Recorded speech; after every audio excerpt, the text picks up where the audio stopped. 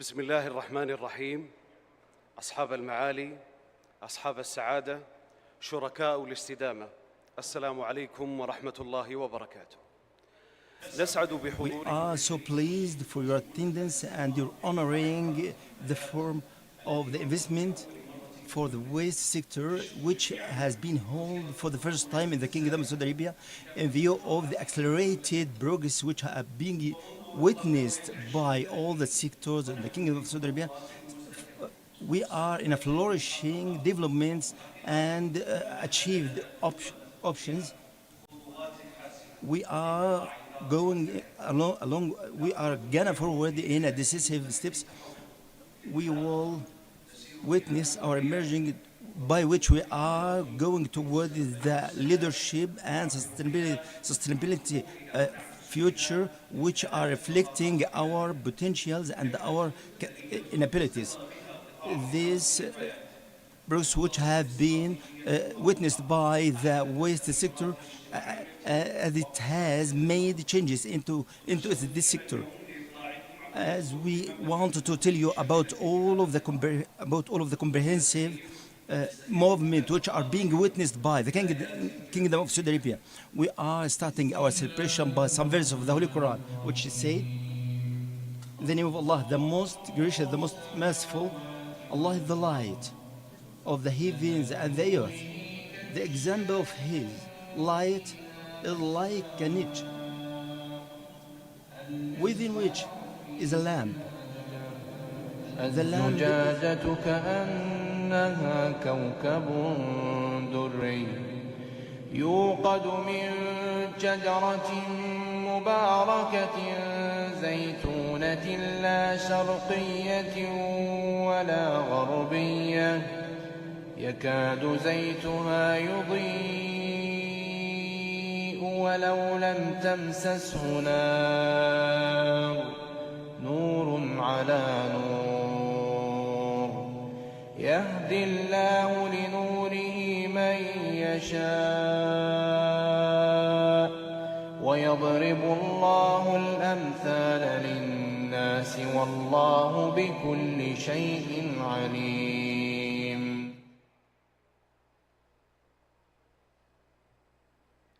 أصحاب المعالي، أصحاب السعادة، الحضور الكرام، all the eminent نقف هنا attendants, اليوم we want to identify the most prominent changes which have been witnessed by the waste sector and the changes which have been achieved. From the National Center for Mr. Mushay, His Excellency.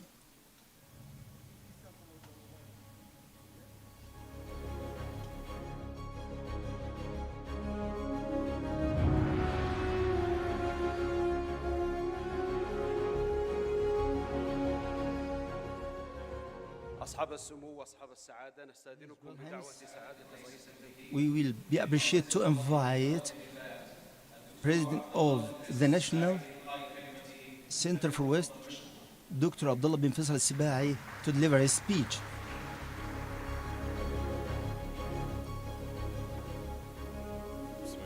In the name of Allah, the most gracious, the most merciful, peace and blessings be upon our Prophet, all the eminent excellencies and attendants.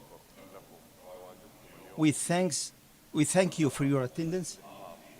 This forum in the waste sector, which is being witnessed here in the Kingdom of Saudi Arabia.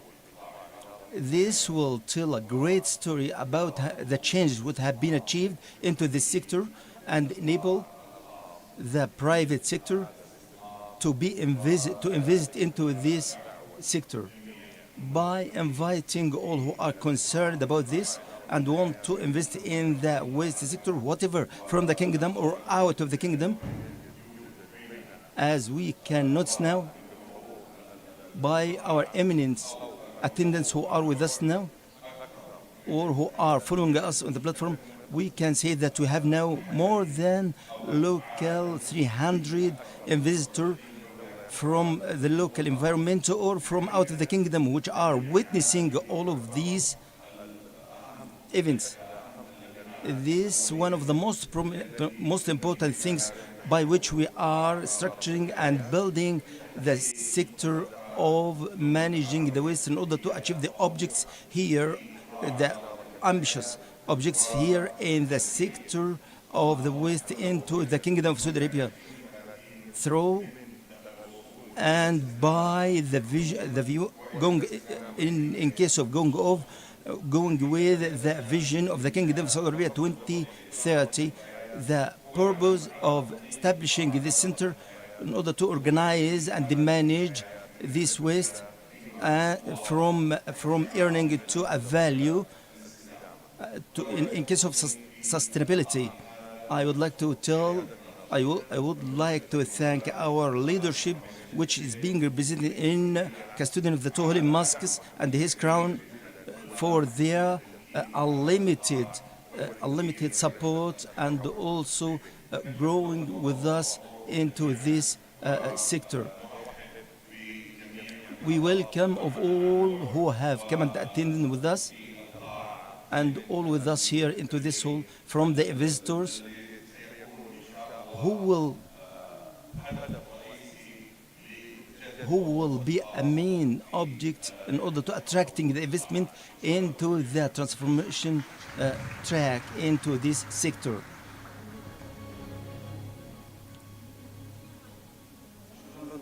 Thanks, Dr. Abdullah. We will present by Dr. Mshari bin Saud Al-Quizani, the Executive Manager for the development sector of the National Center for the Waste.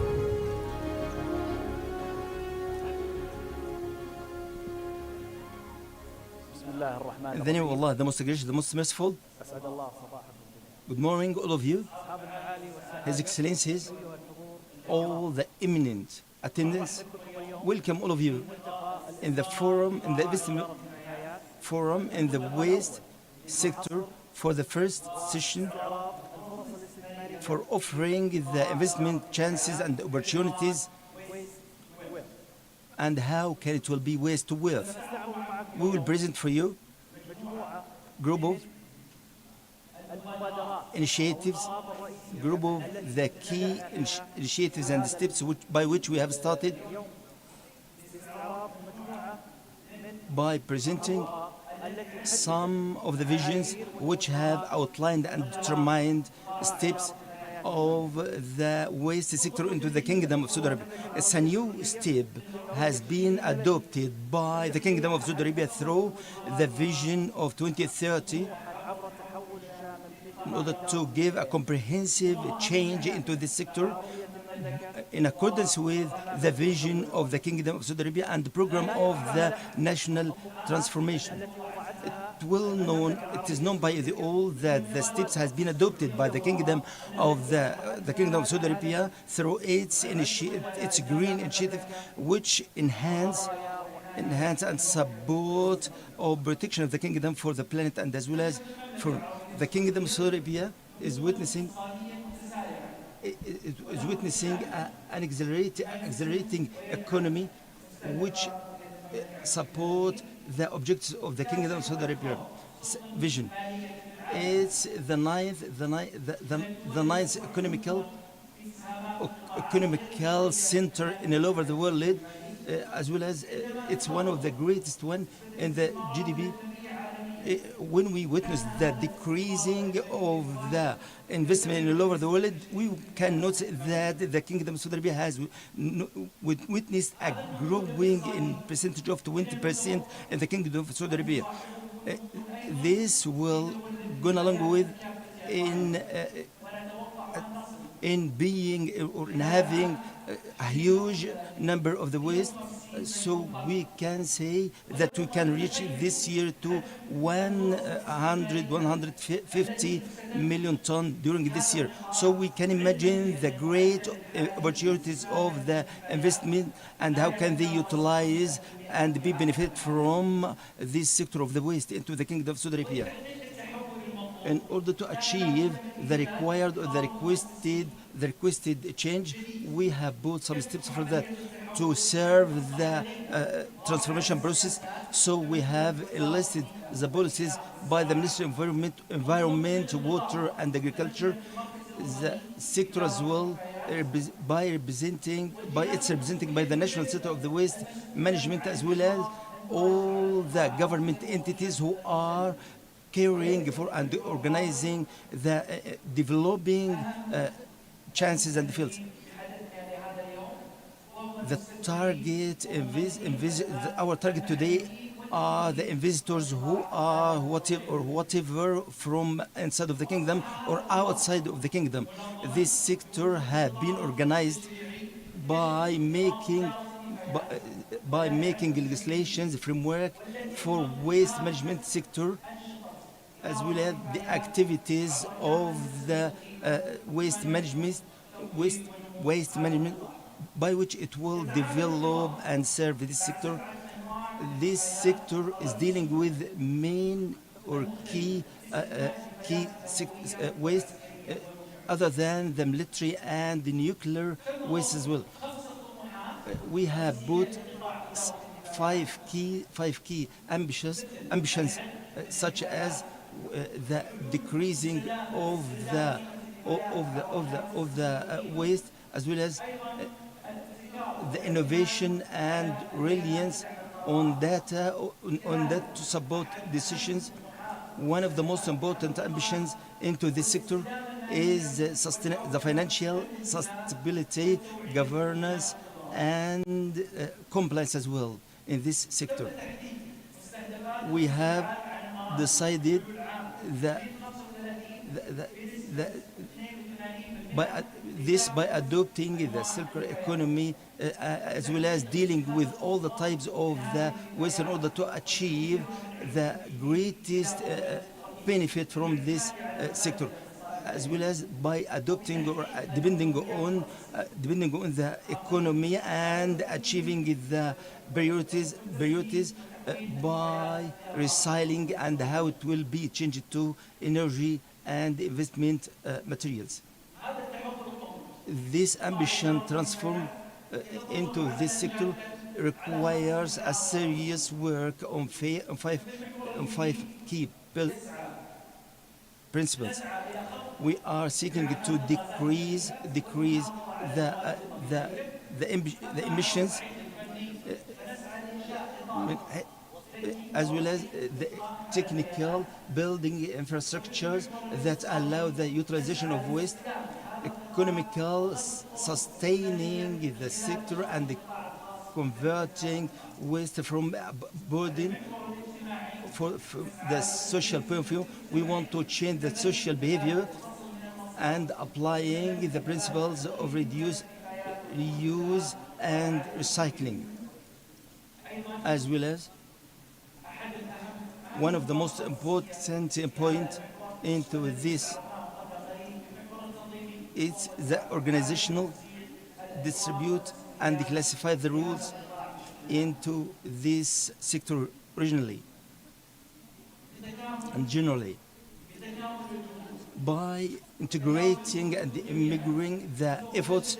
The Kingdom of Saudi Arabia will know, and as well as the region will witness a positive features on the economic, social, and as well as the technical, as the sector will participate into this year by decreasing 37 million tons from the carbon, as it will directly it will participate in 120 billion riyals in the GDP, as well as creating more than approximately 77,000 jobs by this year. This ambition, this advanced ambitions, and the great options, we should some integrated framework for this, how to organize and manage the sector of the waste in accordance with the various as this strategy has distributed and shared the Kingdom of Saudi Arabia regions to geographical areas and regions, such as the elements. All of these groups, during these groups, they have studied the components of the waste which have been composed into this group, as well as giving the technical and financial and operational solutions, and at the end giving some investment opportunities for the all. These geographical regions are as on this slide. A roadmap have been designed for this in this, as it will give some packages of investment of various investment. These groups have been depend on some time specifications based on the required needs, as well as based on some of the different matters. Riyadh, for example, Riyadh group, for example, has been finished, as we are working now on Makkah al-Mukarramah region, and during the next few weeks we will start with the strategic special group into Dammam and Al-Madinah Al-Munawwarah. Please let me give you a brief about outcomes of Riyadh group. Only in this group, it's one group from 25 geographical group. We have created and achieved 27 investment opportunity package. It will estimated by 80 billion Saudi riyal. This group includes eight main governorates, as well as it didn't include all the Riyadh governorates. As I can say, the other governorates will be completed soon. To speak in deliberate about these opportunity chances, we are speaking about 7 centers. We are speaking about a completed 7 centers which are composing. They are more than or approximately 4 technical stations, as well as transformational stations, in order to deal with this waste. All of these have been established into an integrated form, which are composing agriculture, technical, and as well as the industrial as well.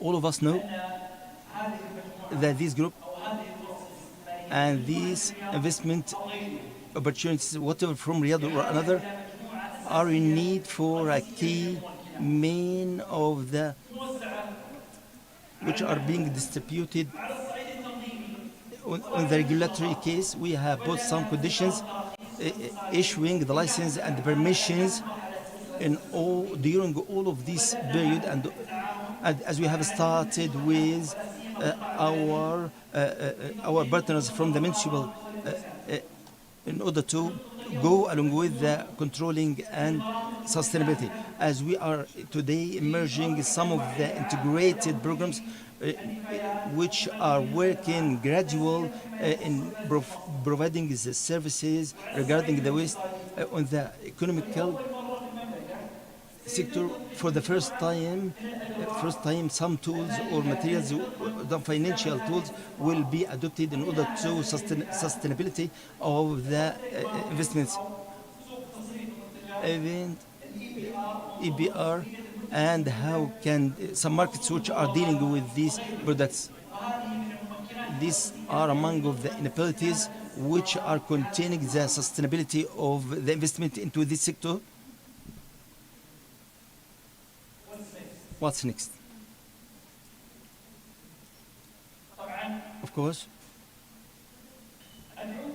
I'm inviting you, all of you, all the investors who are in the market of the Kingdom of Saudi Arabia, or who are preparing themselves to deal with some markets such as the Kingdom of Saudi Arabia, on which we have spoken about its permits, about its license, and about its matters. As I can say that the Kingdom of Saudi Arabia now witnesses some things which are being for the first time, and it will be through the digital platforms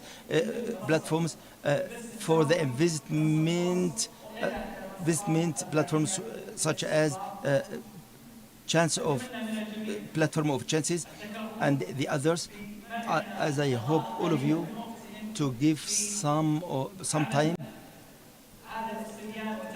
for making this questionnaire and to fill in for measuring the desire and attracting of the investment into this sector according to the views of the local and the world investor in this field.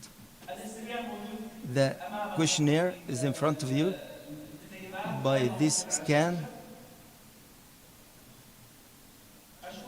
Thanks all of you for your attendance and the honoring of this event, as we hope to be with us up to end of this event, as there are some sessions and panels will be held during today.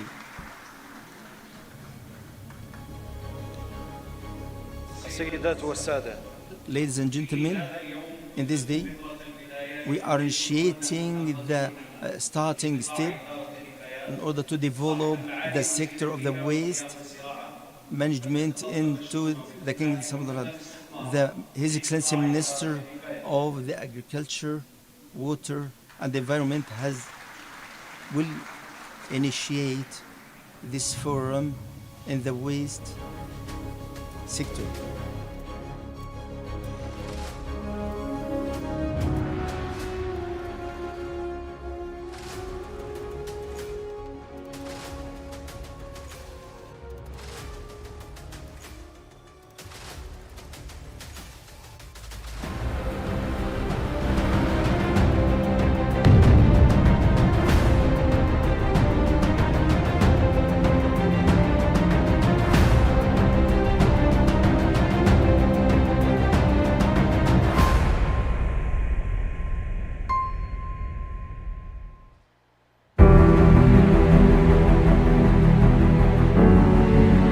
نقلة نوعية وقفزة اقتصادية من خلال استثمار الثروات المتوافرة في قطاع إدارة النفايات، فتحت آفاقا رحبة لحاضر ومستقبل أكثر تطورا وتقدما ونماء.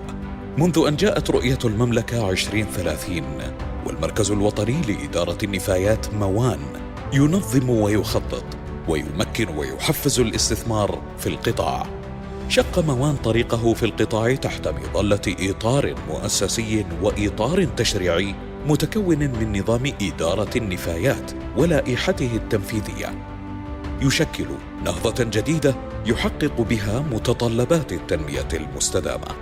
تلا ذلك إعداد مخطط استراتيجي شامل ليكون خارطة طريق يرسم بها مسار النفايات من خلال نماذج عمل تستهدف جميع أنواع النفايات ما عدا المشعة والعسكرية منها، عبر 25 مجموعة جغرافية تغطي كافة أنحاء المملكة، لينتج المخطط الاستراتيجي الشامل لإدارة النفايات مجموعة الرياض كأولى الفرص الاستثمارية فيها.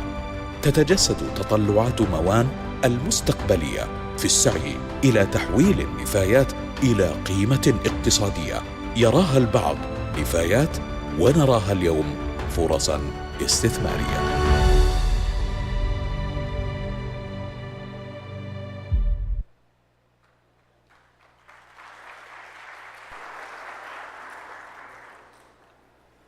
في إطار تعزيز التعاون المشترك مع القطاع الخاص بين Cooperation with موان the private وشركة sector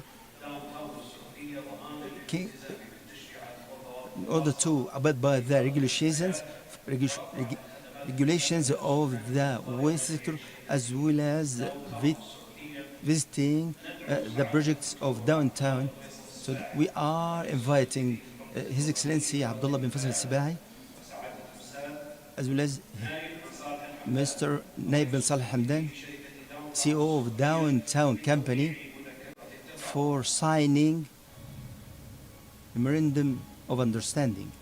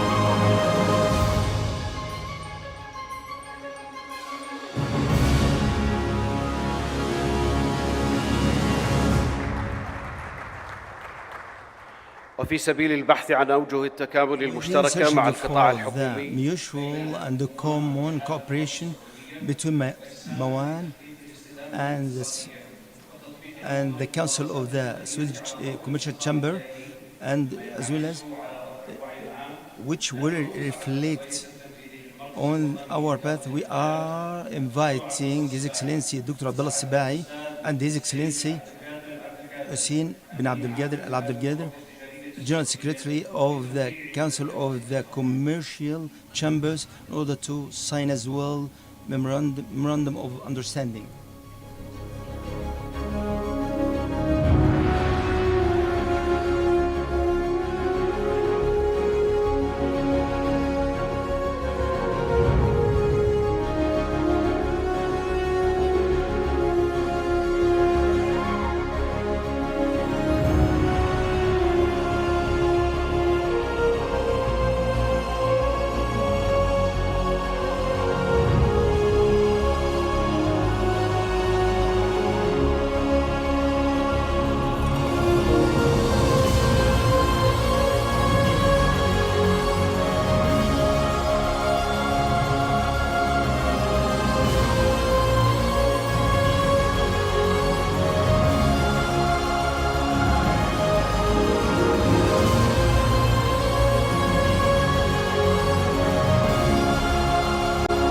وتثمينا من موان للتوعية المجتمعية والحد As a من step by إنتاج Mawan النفايات for the social development,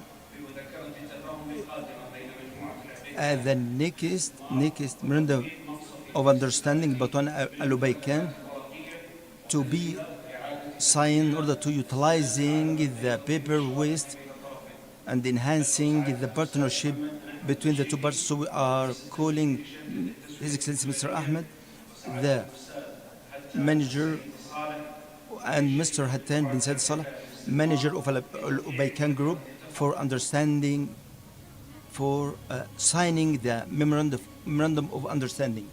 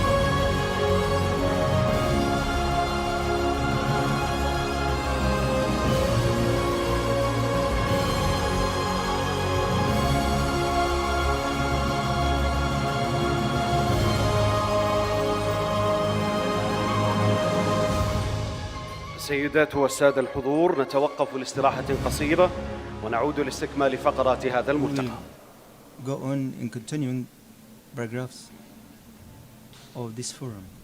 Thanks.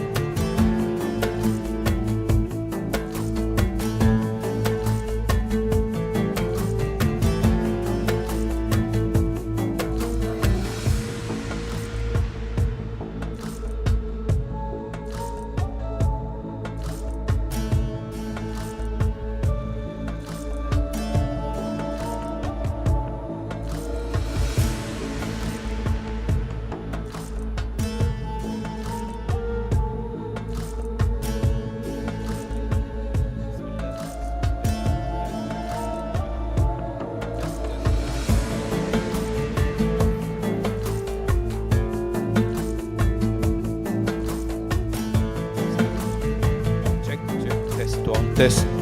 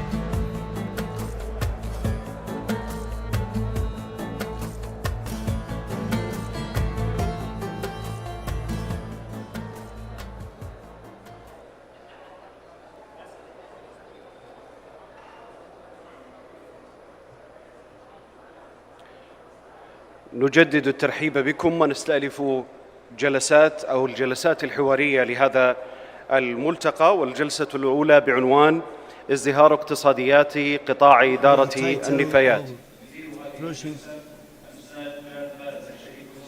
It will be directed by Mr. Jack Baz. It will be entitled. It will be in the English language. It will be translated to the Arabic language.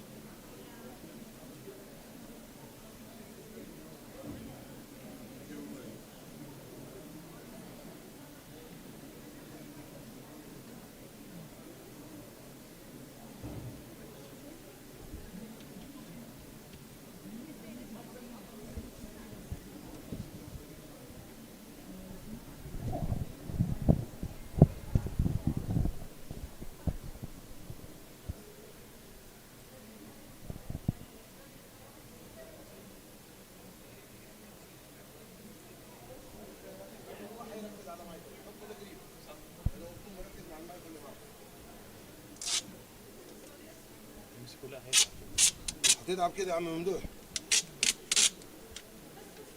هتتعب كده. مش خلي ده. خليه لحظة كده نحاول نظبط.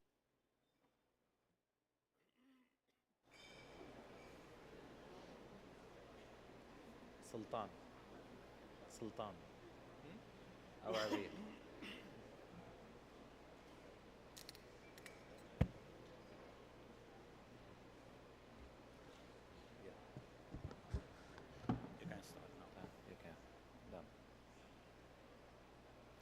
طيب. بسم الله الرحمن الرحيم. Assalamu alaikum and good morning everyone. I'm very excited to be here with you today. My name is Jad Baz. I'm an advisory partner at Rasi Consulting. And I'm joined by three gentlemen to discuss a very interesting topic, and that's the economy of waste management. Hopefully we can come up with a little bit of value ideas from these three gentlemen who are a very interesting waste management and circular economy minds. Right on my left, I have Mazen Shbaklo, who is the Chief Growth Officer at Averda. Mazen has 25 years of experience, although he looks a lot younger, but he does have 25 years of experience. Mazen is in charge of the worldwide growth at Averda Group and all its subsidiaries. In the middle, we have an old friend, Sultan Saif. Sultan has excelled in various roles at SABIC previously and now is the head of the technical support and research and development at CERC, the Saudi Investment Recycling Company. By the way, Sultan is an avid traveler as well. I think he has one area left on his bucket list, and that's Antarctica, right? So good luck with the cold there. Last but not least, that's Marcelo. Marcelo Piva has been instrumental in developing industries coalitions, and he still today drives the sustainability agenda at Tetra Pak. He's been driving it for the past 10 years so far. Marcelo comes from Brazil. Obviously, he's a coffee lover as well. He's also a drummer. So basically, vibes are guaranteed today, right? Very nice to have you, everyone, and looking forward for a fruitful session with you. My first question is obviously, in light of what we've seen today, we've seen a very interesting set of discussions and enablers within the waste management sector. And obviously, there's a major transformation from a regulatory perspective. My question will be to you, Mazen, how this will be comforting you as an investor at Averda in general, what we've seen today from a regulatory perspective. Jad, thank you for hosting us. And I think what we saw today when Mr. Mishari did his presentation is really amazing. I want to congratulate Dr. Abdullah and the whole Muan team on the amazing effort that has been done, it seems, on developing this framework and the legislation associated. As you know, Averda has been active now in the market for nearly 14 years, from our first project, which was KAUST in 2009. And I think the journey the kingdom and the industry is going through is simply astonishing. From an investor point of view, what we seek always is clarity. And I think the more clarity we have, the more appetite and the more investment flow will come into the industry. And from what I saw today, we will need to go into the details. The opportunities are massive. And I think now we have clarity on the regulator, we have clarity on the market, we have clarity on not only the treatment and offtake, but one of the important elements, even we have clarity on organizing the capture of the products, which is a very important thing. One of the biggest challenges we face is the leak in getting these resources to their final destination.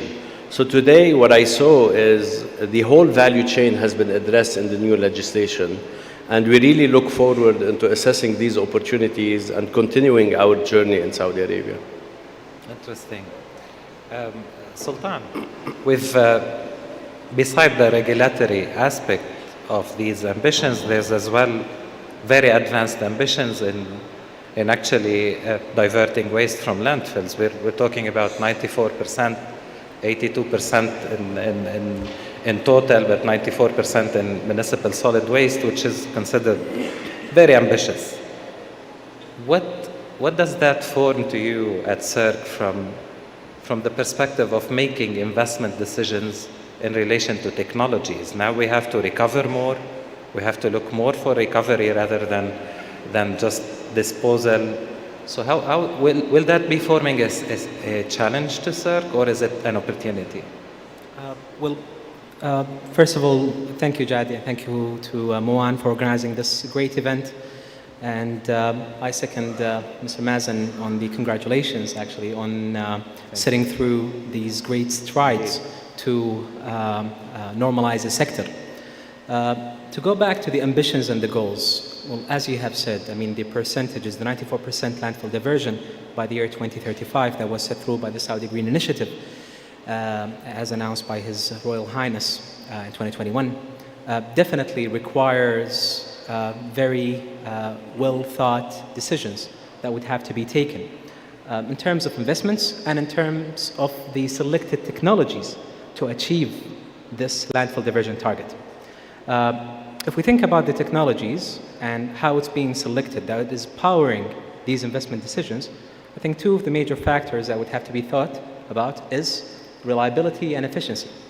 Now, if we are going through with these major investments, of course, there are new emerging technologies that are exciting. And speaking from an R&D perspective, we always talk about plasma, we talk about very fancy and nice technologies that we would love to go through.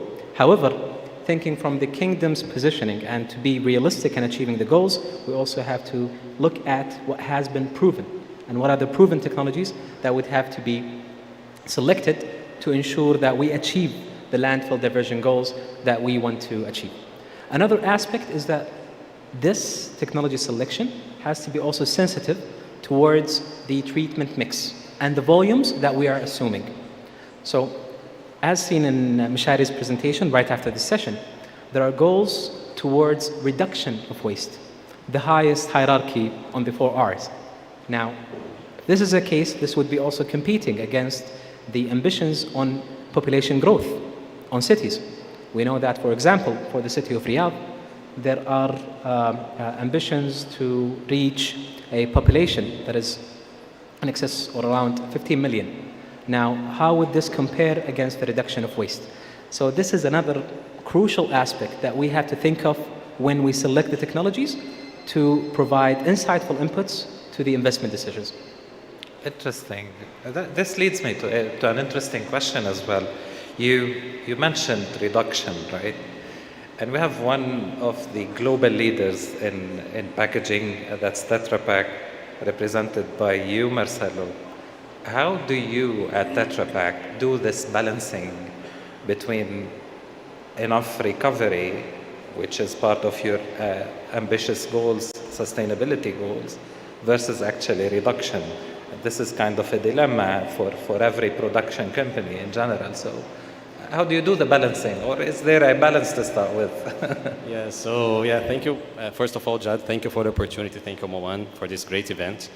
I would put that actually it's not a balance, we do things in parallel. So when it comes to reduction, as we know today, our packages, they are made out of 75% paper, 20% plastics or polymers, and 5% aluminum. So what Tetra Pak has been doing to reduce the usage of materials and also to make our packages easier to recycle is basically to simplify the structure of our packages. So this means increasing the amount of fiber content while you reduce the other materials. So one example is replacing, for example, the aluminum layer by a fiber-based barrier. So then you don't have aluminum in the packs anymore. While you also replace, we are also increasing the usage of plant-based polymers. So then we are not reducing only materials, we are not reducing only tonnages, but we are also reducing carbon footprint, which is, again, one of our ambitions to become net zero, as the Kingdom also has net zero ambitions. So we need to look into the entire value chain, and this is something that we have been investing a lot as Tetra Pak. This costs a lot, and we have committed to the next 5 to 10 years to invest at least 100 million euros per year only in redesigning and innovating our packages. Then when it comes to recycling, we are a packaging manufacturer, so we are not a recycler as such.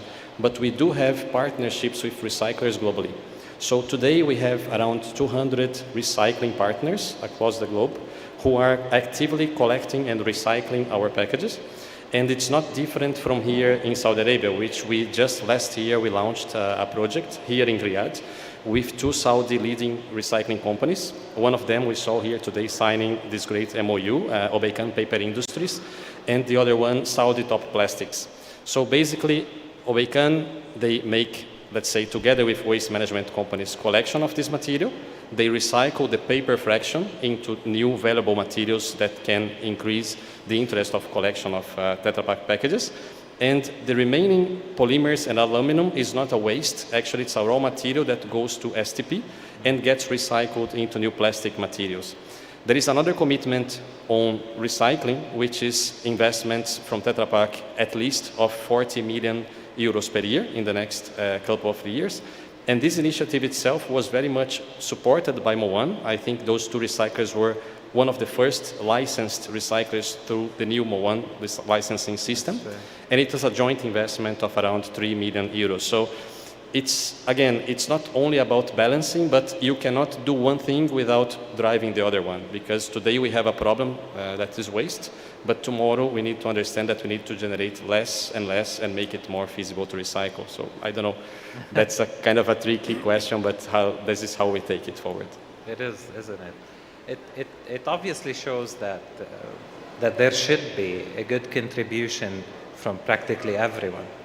So whether it be a waste management company or a major producer as well, the collaboration has to be there, and that will affect as well different models, different business models, different contractual models.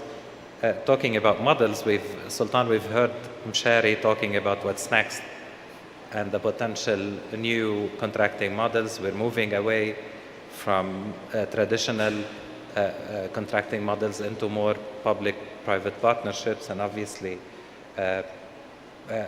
this is coming, and it's not a trend, it's a fact that waste management will require a potentially big partnerships between public and private sectors. Which model, generally speaking, out of the different PPPs is now, you think, will gain more traction in the coming years in Saudi Arabia? So it's an excellent question, Jad.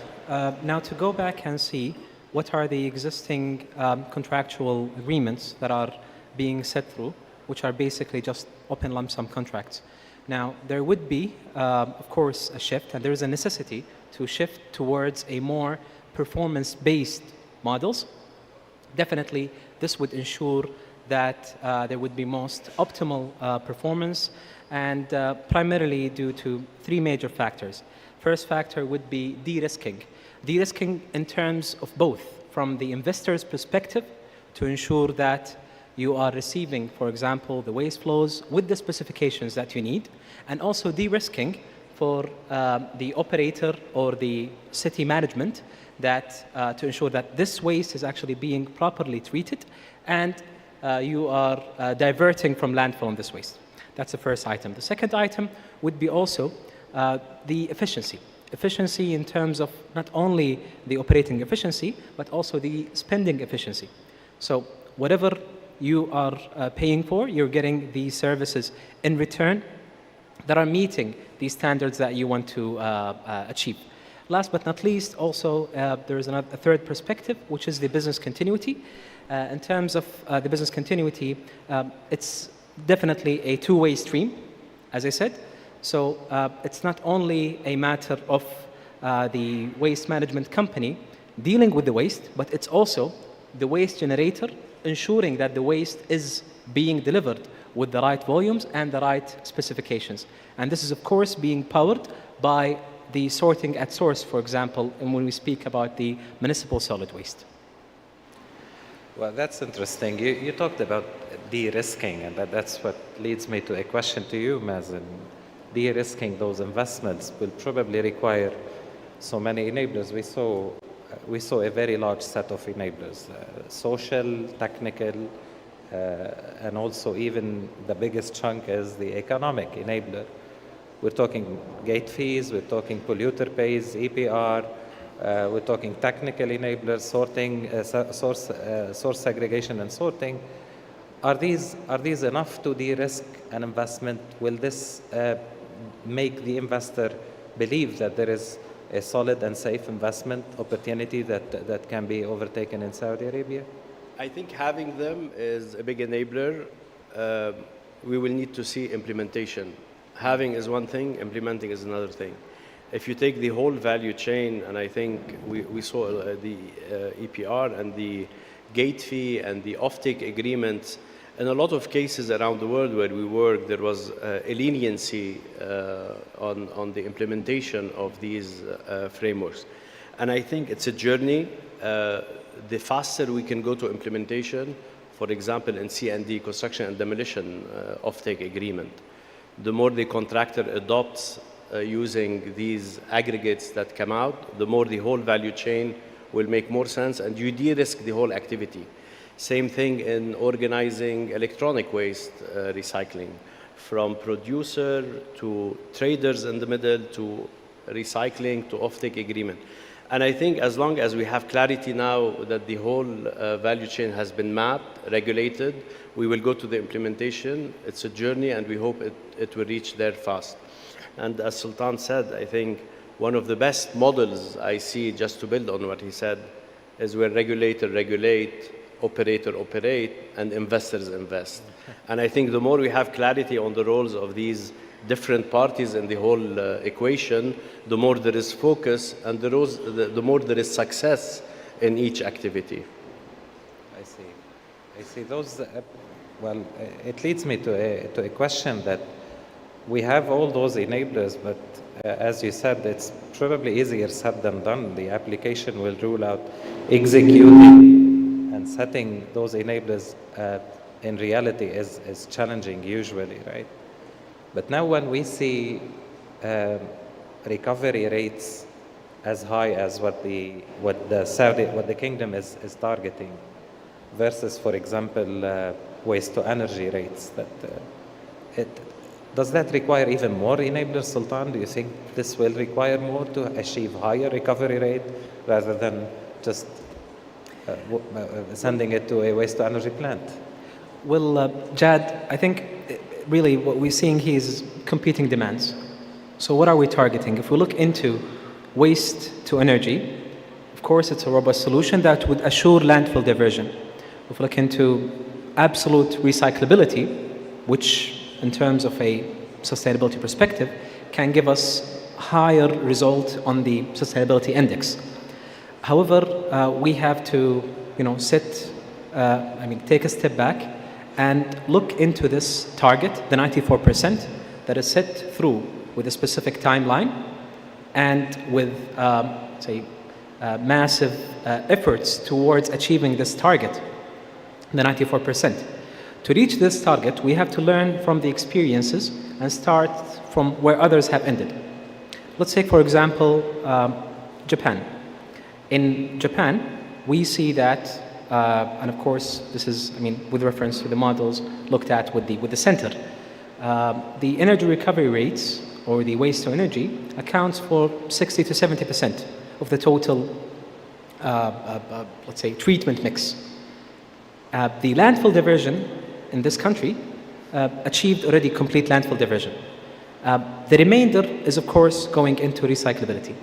So, I repeat maybe the point, we have to sit back and think about the target and to be realistic, maybe to go back to the first question, to see what are the robust and reliable technologies and approaches based on proven experiences from around the globe on how complete diversion is reached.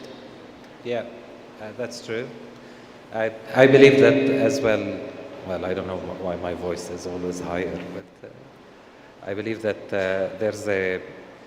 there's one major enabler, which is producers' awareness that needs to be there to start with. We cannot change the behavior overnight. It will require definitely a longer time. And in line with that, Marcelo, because you've worked in different places at Tetra Pak, and awareness was part of as well your mandate, how far do you think, not Saudi Arabia, the whole Middle East, is from having mature enough awareness index, let's say, among the producers of waste, generally speaking? Yeah, I think I've been in the Middle East region for the past 8 years. So I have seen myself a very, I would say, positive and important transformation taking place, because I see more and more the producers and I would say the industry getting proactive into waste management and discussions and collaboration with public sector. This comes, I can say, a big part of it comes from the global commitments that these big corporations, such as our own company Tetra Pak, we have. So we translate into local initiatives that we drive in the markets where we operate. But also, this comes as a trend, as a dynamic that is coming from consumers, because more and more consumers are getting aware about sustainability, about waste management, and they are getting more selective on the products that they buy based on sustainability credentials. So it's not only price only anymore. So sustainability is taking a big portion of what decision consumers are making. And this got even more sensitive during the COVID times, when people, they understood that, there is something that we need to do, we need to change. So I do see a positive transformation. If I take, for example, what is happening here in Saudi. Since last year, Tetra Pak, together with BRIC organizations that operate here in the kingdom, in the likes of P&G, Unilever, NAPCO, Sadafco, Al Arabiya, Savola Group, and another, at least 10 other big members, we got together as a coalition of, within the industry, with the intent of bringing all the knowledge and all the experience that we have all around the world in different systems for waste management, regulations, and so on. And then, in order to collaborate effectively, we wanted to, let's say, formalize this coalition, which was done through the Federation of Saudi Chambers, in which today we just saw, earlier today, the signature of the Memorandum of Understanding between the Federation of Saudi Chambers, which we are represented under this entity, and the MOAN. So what is this about? It's about collaborating towards the kingdom's vision on waste management and regulations, in order to support with whatever we can support as producers, from knowledge perspective, sharing experiences, and also participating in building up the system.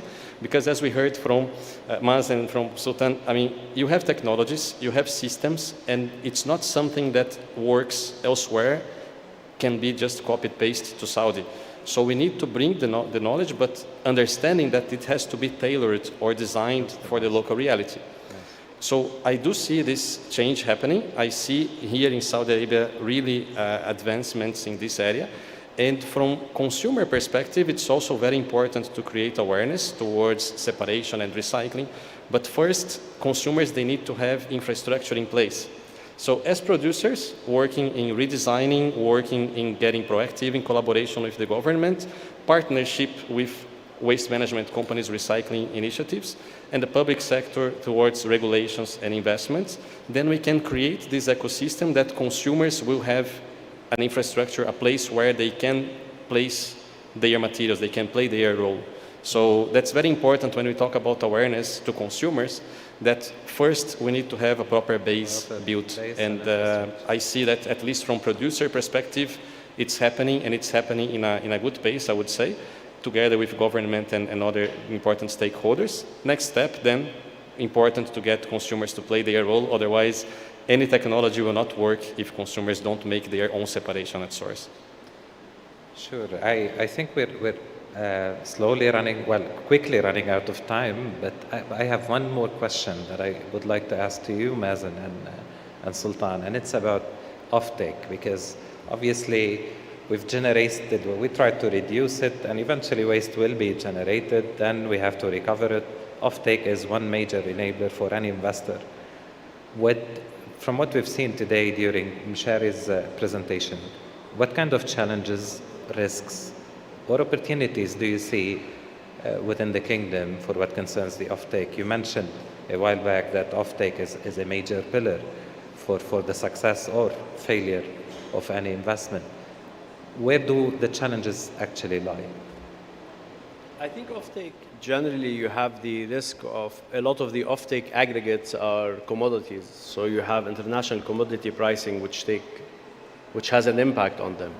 You speak about RDF, you have prices of local energy, which has an impact on cement industry adopting the RDF or not. So there is a lot of economic model that has to be taken in place to evaluate the importance of offtake. But as I said, as important offtake is, gate fee, the start of the chain is also important in the economic model you're building. So I think implementation of legislation which takes offtake partnership in construction or in RDF is very important, and the whole economic model from gate fee to offtake is also important. Interesting. Sultan, any views on that? Well, another angle I would also add on this, aside from the economics, I completely agree, Mazen, is also the standards. Having to set through the right standards that would enable the off-takers to actually consume these products. Take, for example, and maybe Jad, you know this very well, the sewage sludge. There are several standards that are being looked into for the utilization of the sewage sludge, whether taking this sludge into recovery, which is an easy route, or to actually recycle this into land application towards generating compost that would be taken for landscaping, for example. There are certain challenges that could be faced when we look into the standards of this specific waste stream, for example. But apply this to other streams as well, whether this is construction, demolition, etc. Of course, as everything, there are engineering solutions that could be done to reach these standards.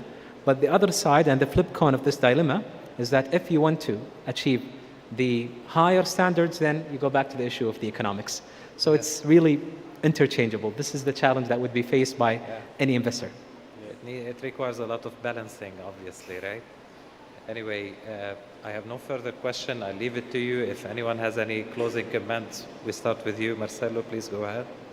No, I think it's, again, thank you for the collaboration. Thank you for inviting us for this very interesting, fruitful discussion. Looking forward for increased level of developments in the kingdom. More than happy to be part of the transformation, because it is a transformation indeed, and a transformation that is happening very quick. So really, thank you very much, and proud to be part of it. Thank you, Sultan. Just one final message from my end. On behalf of CERC, we thank Moan for the organization of this event. And we also would like to send the message that under the umbrella of the regulator, we are let's say, your partner to the private sector towards the investments and towards enabling the achievement of the landfill diversion goals. We will always be ready to support in whatever that is needed. And once again, thank you very much. You're welcome. Jad, I think there is an inflection point for every industry that propel it. And I think this is the golden era now for our industry and our region to propel everything related to the environment. And we should benefit from this period of time where all the stakeholders are rowing in the same direction. Interesting. Gentlemen, thank you very much for your time, and thanks everyone as well for being a good listener. And hopefully you will enjoy the rest of the event and the remaining panels. Thank you. Thank you. Thank you. يلا. شكرا للمشاركين بهذه الجلسة، لأن الحوكمة والتشريعات لها تأثير مباشر على تحقيق الاستراتيجيات المستدامة في قطاع إدارة النفايات. نتعرف في الجلسة الحوارية اللاحقة على الحوكمة والتشريعات وتأثيرها.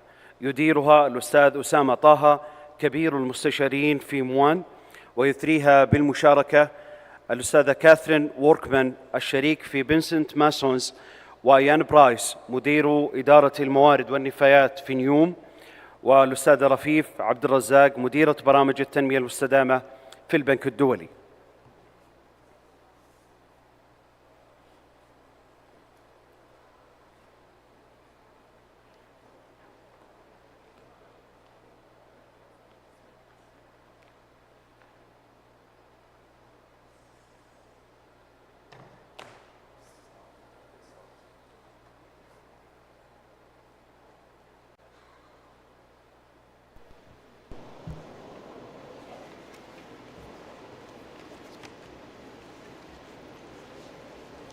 Well, good morning. Welcome everyone on the second discussion panel for the day. The topic of this panel will be legislation and governance. It's a bit of a dry subject for everyone, so we'll try to give it a bit more live and get everybody's attention if we can. First of all, my name is Osama Taha. I'm an advisor to the National Center for Waste Management, MOAN, in Riyadh. I'll be the moderator for this session. Allow me to first introduce my respectful guests. Catherine, to my right, Catherine Workman, is a partner and head of Middle East region at international law firm Pinsent Masons. She led the team advising MOAN on the regulations, on the implementing regulations for the waste management law. Mr. Ian Price is the director of resources and waste management at NEOM with over 27 years experience in the waste management and renewable sector. Glad to have you. Rafif Abdel Razak is a program leader for sustainable development at the World Bank, coordinating the bank's portfolio for the GCC across various sectors such as land, environment, water, and social. Welcome.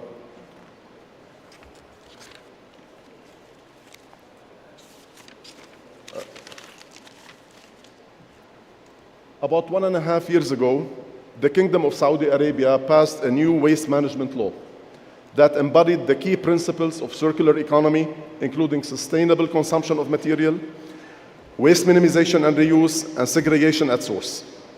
It also adopted the extended producer responsibility and polluters pay principles, mandating the center and its board to develop economic instruments necessary for ensuring the sustainability of the sector. The law also established a governance model under which the waste sector is to be regulated and managed. The law was later followed by a comprehensive set of implementing regulations and technical guidelines designed to help ensure the highest level of performance for various service providers and stakeholders based on best suitable practices and technologies in the field. Having said that, my first question goes to Catherine. Catherine, considering the KSA strategic transformation in the waste sector, how important is a stable regulatory environment for investors in the waste market? As a lawyer, I probably, and this topic is not as dry for me as it is for everybody else, but as a lawyer, I would say it's vitally important. For me, it removes uncertainty. So for people, investors involved in the waste industry, they know what they can and can't do. what their competitors can and can't do, and it allows those investors to effectively knowingly take calculated and strategic risks. It also creates a structure. We as human beings quite like structure and processes, so that everybody knows what needs to happen, by whom and when. But in this instance, it also creates a new market, which I think is really exciting, and one in which the rules of the game are very clearly set out, so that people can maximize the benefits, not for everyone, not just for investors, but for the environment, for the country, and for its people. So for me, I love structure, and I think it's a great idea to have a proper, stable regulatory environment. Catherine, obviously you're talking as a lawyer now. So. I am, yeah. I hope I'm preaching to the converted. My same question goes to Rafeef. How important do you think this is for investors, having these solid regulations and laws? Well, first of all, thank you for having me here and having the bank contribute. And obviously, I think I'll probably repeat some of the things some of our colleagues have also said. But first, let me start with looking at waste itself. So our current linear model of economic growth relies on extracting materials and resources, their use, and waste generation. This is not sustainable and has negative impacts on the environment, I think, as we all know. So just some statistics for you. Up to 2/3 of global GHG emissions, 90% of biodiversity loss, and 2/3 of air quality related deaths are attributable to material extraction, its use, and waste. This, this certain model also is very inefficient in its use of resources and leads to extreme productions of waste, which we all have to manage and deal with. More statistics, to keep people awake. The world is now using 100 billion tons of raw materials every year, and over 91% of that ends up as waste. We also generate about 353 million tons of plastic waste every year, and only 9% of that is recycled. And 20% of that ends up in our oceans and land. So the current pressures on the waste management sector is extremely high at the moment, and there's quite a few challenges. So really, the sound regulatory environment, the policy measures, the coordinated institutions are key for this sector and key for solid waste management and hazard waste management. Just some main points that we need to consider is, and I think I'm echoing what my colleagues have already said, is formal roles and responsibilities across every tier of government. So it's important that every actor knows their roles and that all the functions are mapped out. So that would be policy making, regulatory environment, regulatory enforcement, strategic planning, service operations, finance. Those all need to be mapped out so everyone knows their roles. This also leads to an effective institutional structure. So an enabling environment such as that would encourage actors to work together. When everyone knows their roles, it makes it easier to be able to provide and deliver services, deliver infrastructure that meet national goals, but also meet the local needs. And lastly, I'd say waste management is costly. I think we all know that. And it's really, investment finance is key for sustainability of the sector. But through analysis that we've conducted and many others have as well, and I think the investors could probably tell it to us better, is that investors will only invest in waste management if the prospective return on investment is clear, it's realistic, it's achievable. They need to know all the factors that are relevant and how they impact the work. So that would be tariffs, your charging policies, your fee collection efficiency, reliability and predictability of waste fees, and all these need to be governed by a stable regulatory environment. So we really need to create that environment to attract investors and to allow them to invest in a functional system. Thank you, Rafeef. Interesting. You should end at this note. My next question to Ian. What aspects of the regulatory landscape do you think investors are mostly interested in, or mostly, let me put it this way, they consider mostly critical for ensuring a sustainable investment, or I wouldn't say a risk-free investment, but a minimal risk investment, based on your experience? Is it financial, economical, environmental? How do you see it from your perspective? Well, thank you, Osama. Thank you also to Moan for the invite and the opportunity to represent NEOM at the conference today. To answer your question, ultimately, I think it's a combination of all of the above. The integrated landscape is really what investors are looking at when they decide to invest in projects or countries. From an economic perspective, investors in infrastructure particularly need to be able to confidently forecast revenues and costs over the whole asset life. That drives the expected return on investment. The regulatory regime defines the sort of level of confidence that investors have in that particular business model. At a project level, it can be things like, where are the revenues coming from? We've already talked about gate fees being introduced in the kingdom. Who are your counterparties in that equation? So is it the municipalities? Is it businesses? Investors will look at credit risk. What sort of guarantees might be available? Then if you take a step back and think about the wider taxation, I come from the UK where we introduced a landfill tax in 1997, which was, I think, £7 per tonne at the time. It's now almost £100 per tonne, but the increase in that tax over time has driven massive change in the UK's industry and the diversion from landfill and the move into recycling and treatment technologies.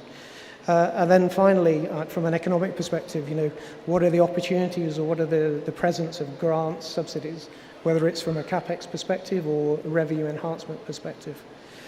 Then when you move on to the environmental and technical side of things, I think investors are really looking for evidence of a robust regulatory framework, one that promotes sustainable practices and policies, has appropriate standards sitting behind it. So that's where your targets and KPIs come in.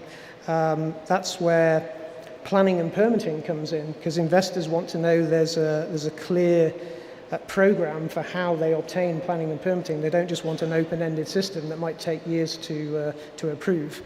And then also things like long-term regulatory certainty.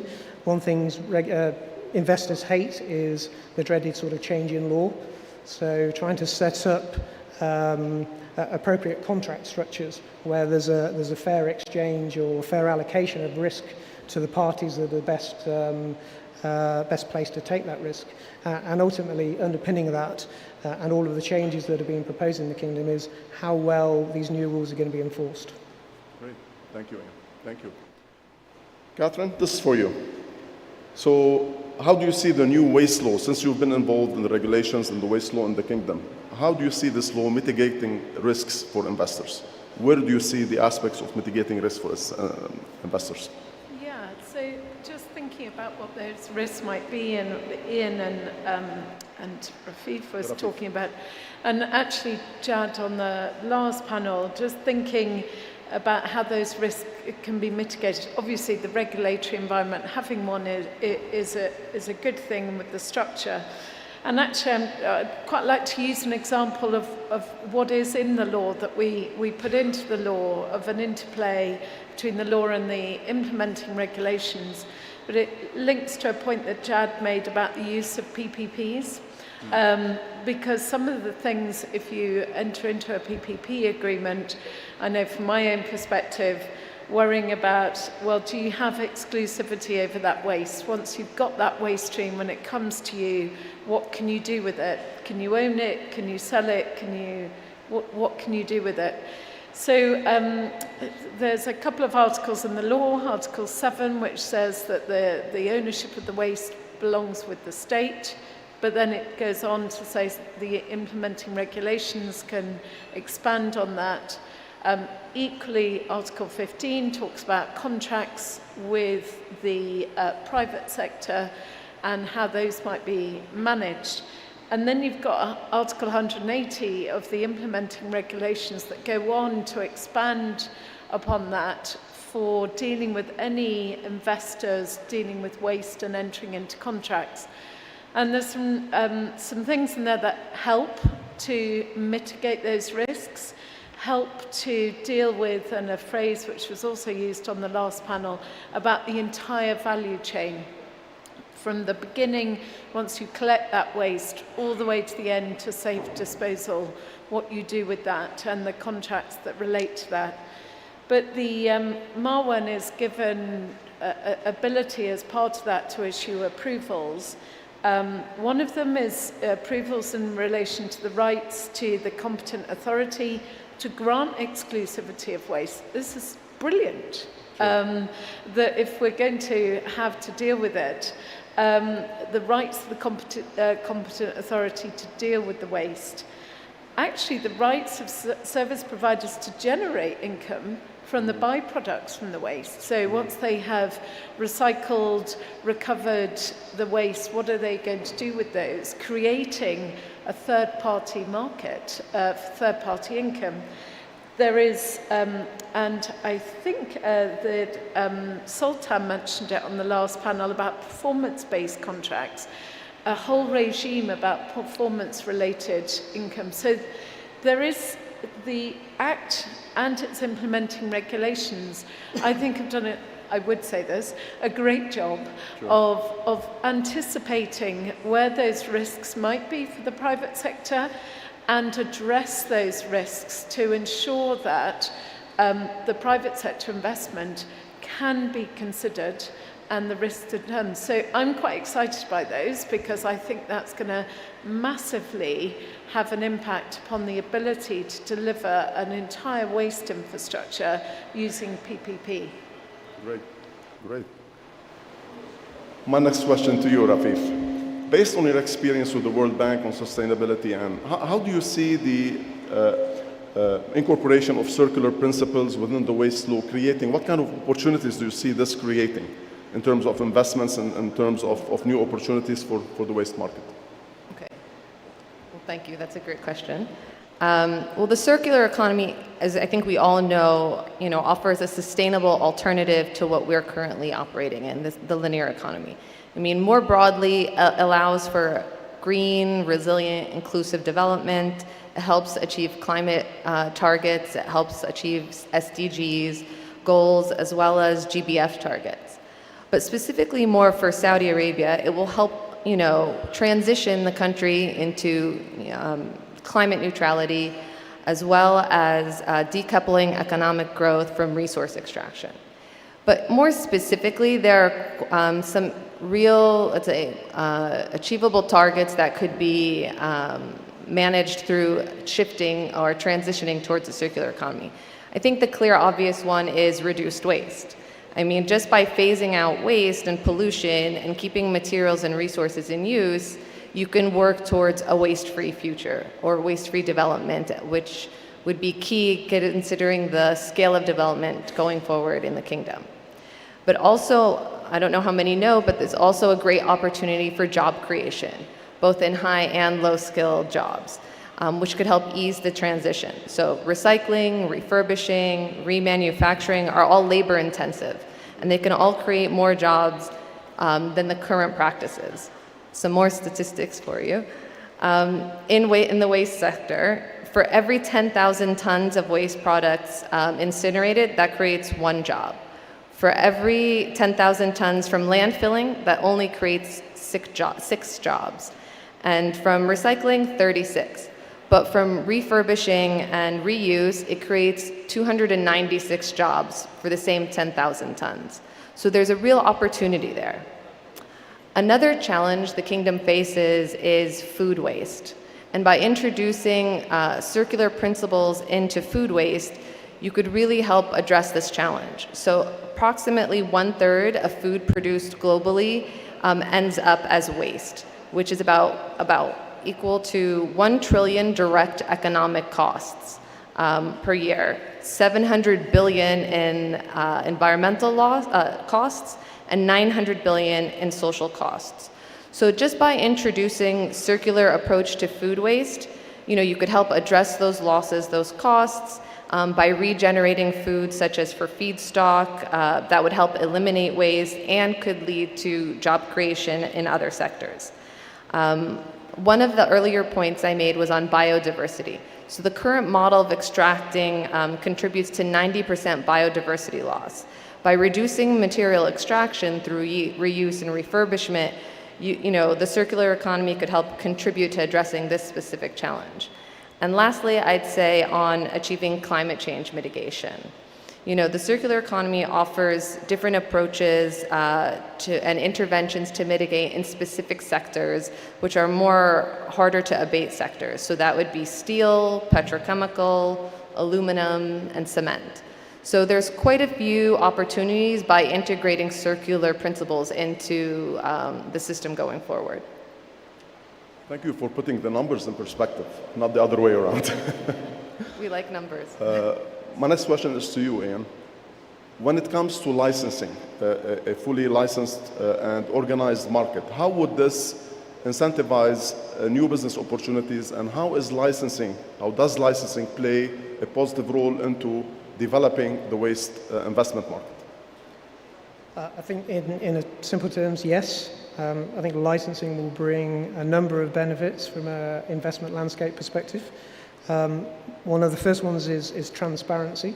So there'll be clear processes in place around license applications, what the specific license requirements are from an operator perspective.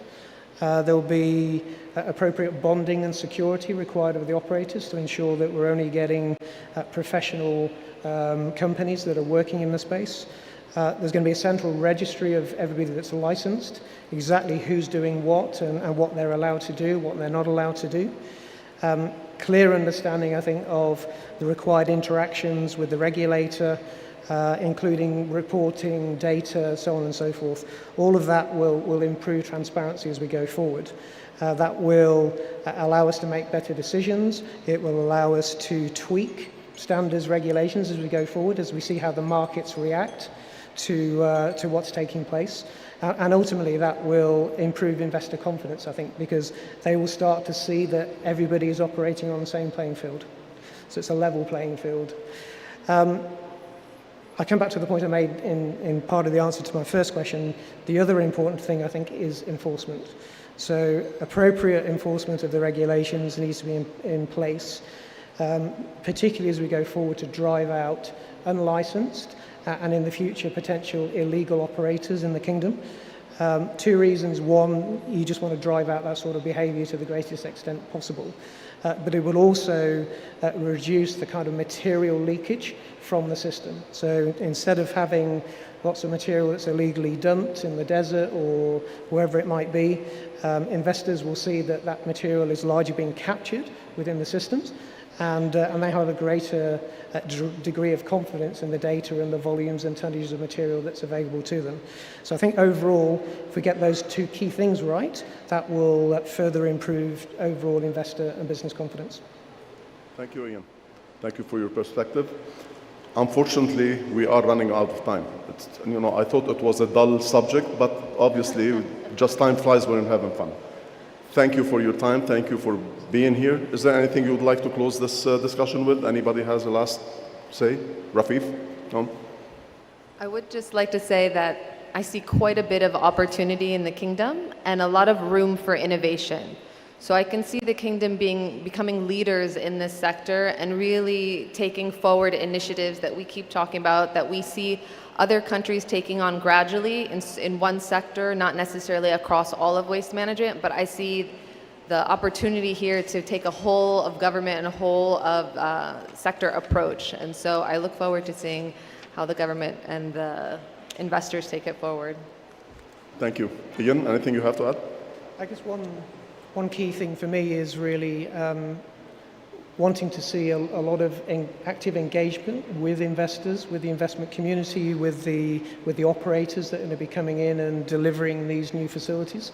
So early engagement with those groups, I think, will only improve the likelihood that we get this right from the start. Thank you. I was similar to Rafif in that I think innovation is a big element here for using this law and the implementing regulations to put Saudi at the forefront of the thoughts of waste management. So I agree. I look forward to the developments using this law and the organs of state that have been put in place to deliver that. Well, allow me to thank our panelists for their valuable input. Thank you for your effort, your time. And I would like to thank our audience for their patience. Thank you very much. That's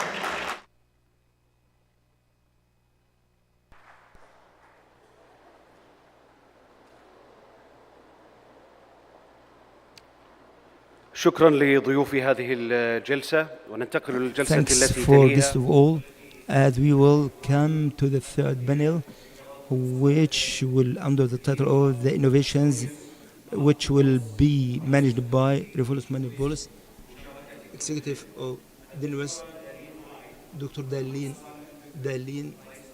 Dr. Salah Al-Maqbil, Dr. Rifat Shalabi, Manager of Shiluk for Science.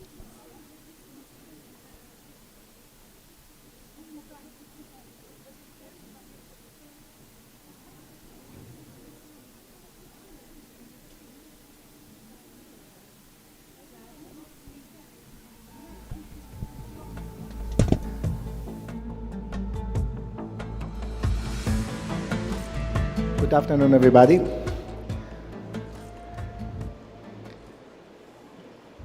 Welcome to the discussion on circular economy and innovations.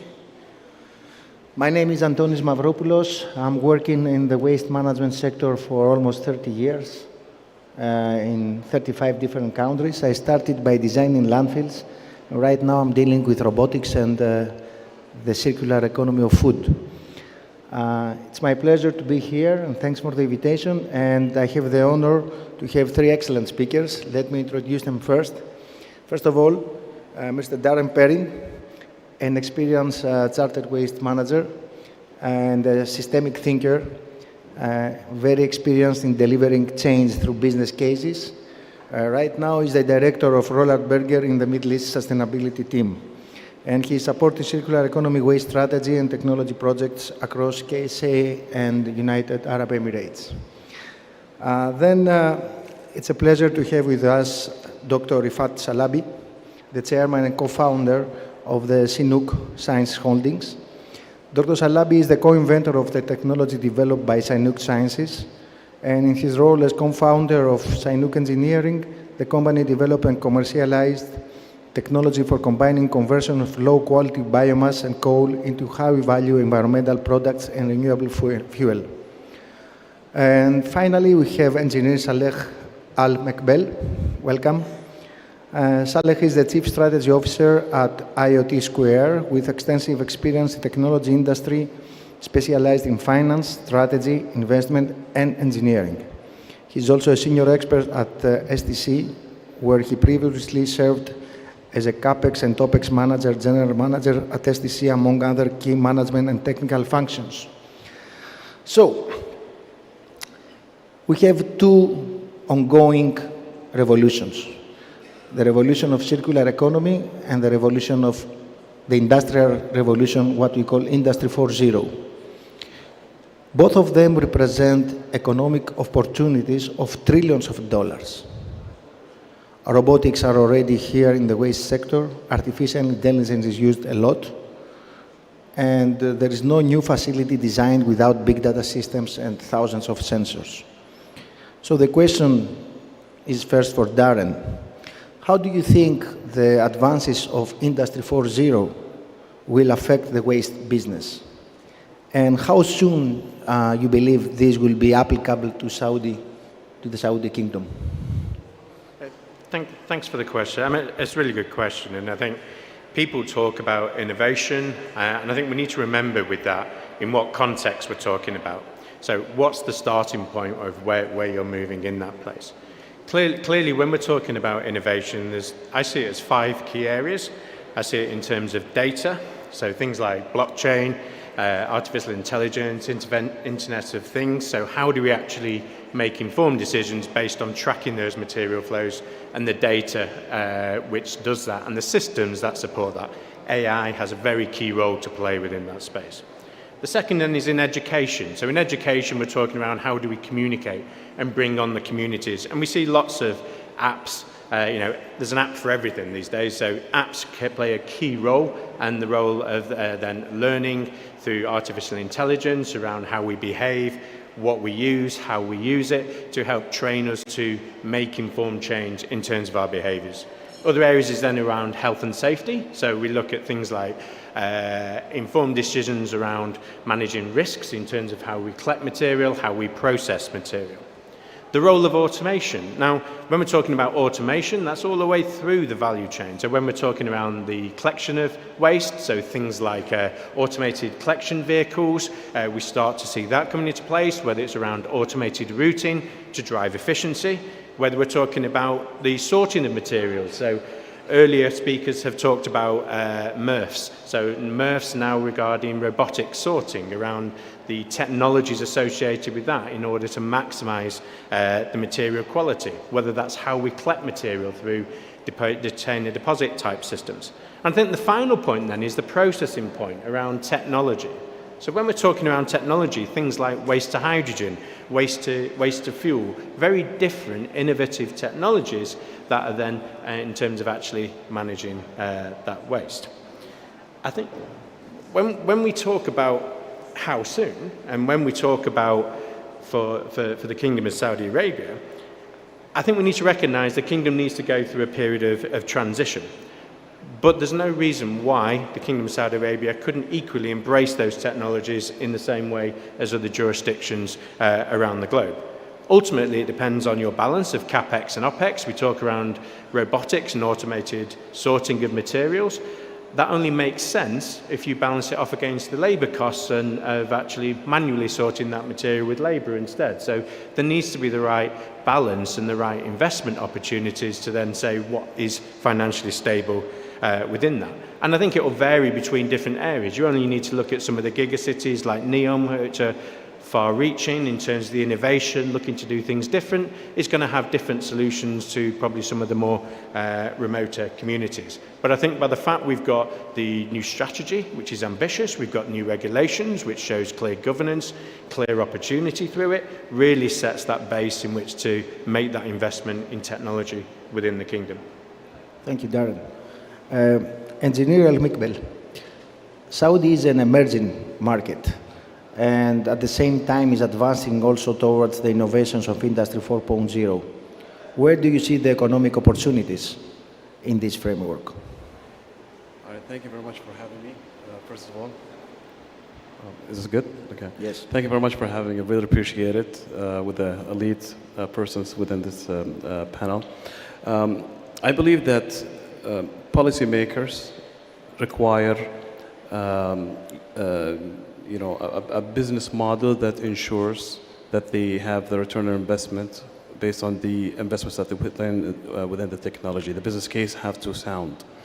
And I believe that, and I think we established this in the previous panels, performance-based contract is the best way to go around it. However, I believe that also technology needs to be there to help these contracts or these business models to come to life. So when it comes to technology, I think there has to be an infrastructure built from the beginning to make sure that it enables these business models. And having the technology, it will allow the policymakers to measure time to deliver the waste and amount of waste that has been delivered. And once all these data accumulate, then you start using artificial intelligence, and then you decide if you would need robotics or not. So it's very important to first build the infrastructure, and this should, this could be done as also previously mentioned through PPP models. And it will have a win-win outcomes for both, because it's outcome-based contracting where the investors will put in the money where they make sure that the investment return will be within a reasonable amount of time. And based on things that I've seen is that something as simple as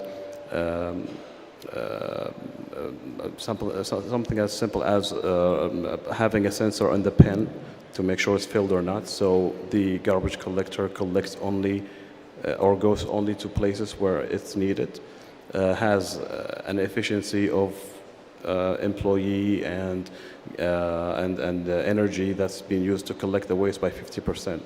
And the return of investment is no more than 15 months. So these data points are needed, but it will only be available if we have the initial investments within the technology to make sure that we have these being measured to move forward with the contracts, with such contracts as performance. Thank you very much. Dr. Shalabi, you are both an inventor and an investor. So give us the big picture, how all this new technology will shape the future of investments in the kingdom. Thank you, Antonio. If we stay within the theme of the artificial intelligence, there's really two classifications. The artificial intelligence being used to solve a challenge. One classification, the challenge is the man experience is there, could do the job, but the job is tedious, repetitive, 24/7, cannot be consistent, as the case of the MERV facility, which has come along the belt line, you're trying to sort and separate. That comes artificial intelligence, it help you. Which that's been done in application, our partners in BS using it in Sharjah. The second part is the complex identification optimization of the process. The case of you going into the parameters changing and the man experience is not adequate to be able to identify and optimize the process. So you're looking into a case, you have a waste, converting it into a synthetic gas has all the parameters, plus you're trying to recover the solid into some kind of value. So that's where it becomes a big challenge. This is something we have done in Chinook in the UK. What we have done is we created the supervisory using artificial intelligence algorithm, in which what we did is allowed the materials being processed is to supervise the operation, identify the process, and define the optimal path to produce what's called the residue, the activated carbon, while preserving the synthetic gas to produce the hydrogen-rich synthetic gas for hydrogen. That's a process. So one of them is challenge is the tedious consistency. One of them, the challenge is the man experience is not enough. It cannot follow it as such. It needs something more in-depth and understanding the process. And where the whole thing with artificial intelligence, the concept is the computer will learn from its mistakes. So it's correct itself and does it. And that's what happened with the complex identification. It goes through a lot of processes and identify one path is better. But that changes. Material changed. Your requirement for hydrogen changed. Your requirement for the activated carbon changed. Now the question, all of this, we're doing it to benefit.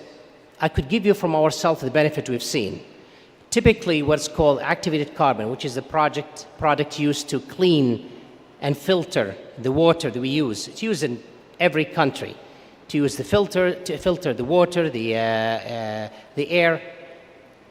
Through the AI supervisory, we're able to reduce the processing time to produce certain type of high quality activated carbon from 24 hours down to 5 hours. That's nearly 20% reduction, down to 80% reduction.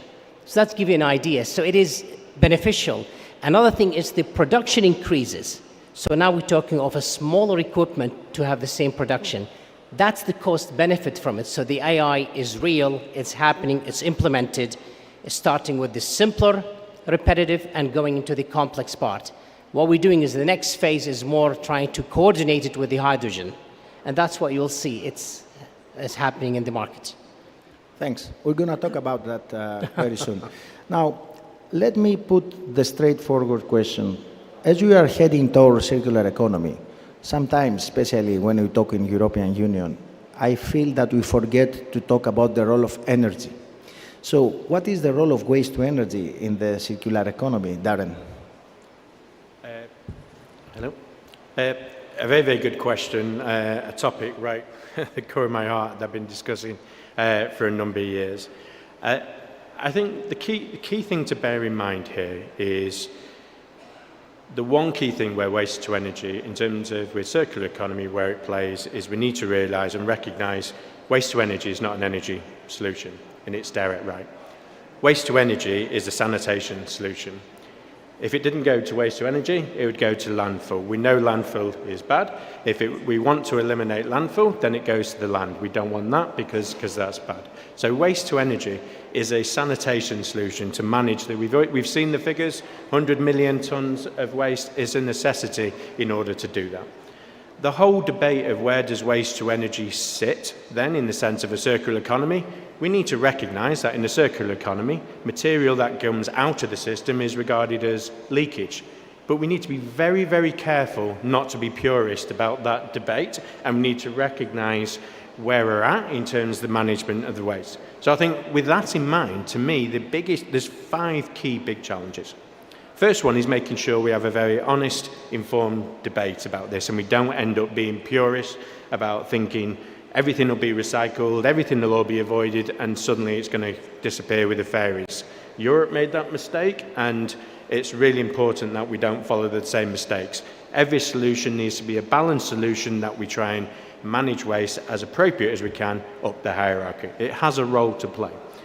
That said, it doesn't mean that we shouldn't look at the lessons learned with waste to energy in other economies. So how do we start to decarbonise the feedstock, for example? Should we be sending plastics to waste to energy, even the non-recyclable plastic? Should we be looking more at the biogenic feedstocks rather than the non-biogenic feedstocks? So it's about how the feedstock goes into that waste to energy. Where we do have waste to energy, and we will need, let's be blunt, we will need a significant investment and proportion of waste to energy in the kingdom to deliver the strategy, and that is right. And therefore it's about, if we are producing carbon, then how do we capture that carbon? How do we utilise that carbon? And again, when we're thinking about a circular economy, we're thinking about valorisation.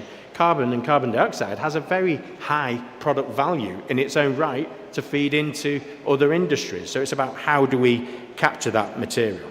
So the key final question, and where that debate will be when we're talking about waste to energy, is the feed the beast conversations, that if we've got massive waste to energy capacity, that means we can't recycle, that means we can't do other things. Again, we need to remember the context of where we're at, and we need to see where the system's currently out, the amount of waste that's being generated at the moment, and then we need to have a sensible conversation about that. So to me, personally, yes, in an ideal theoretical world, in 50, 100 years' time, will waste to energy exist?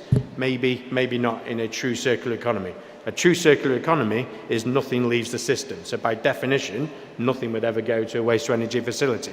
Now we get back into the real world and we realise it has a role to play, and it's about how we play that role within the sector to not compromise opportunities, which I don't think we will, and how to maximise and secure the right feedstock to go through to those. So I do think it has a role to play. It just needs a very good debate around that and a clear strategy, which what Juan set out, that very clear strategy of how we deliver that balance to achieve overall sustainable waste management. Thank you very much. Our time is running fast, so I'm trying to make the discussion faster. So, Saudi market has a target of 19% of the waste to be treated through waste to energy.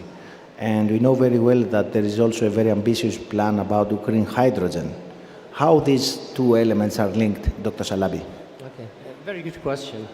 It's the if you look into, just to explain the hydrogen and the opportunity of the hydrogen, it's, if I take the MSW and in Saudi Arabia is there you have only the MSW 15 million ton produced per year.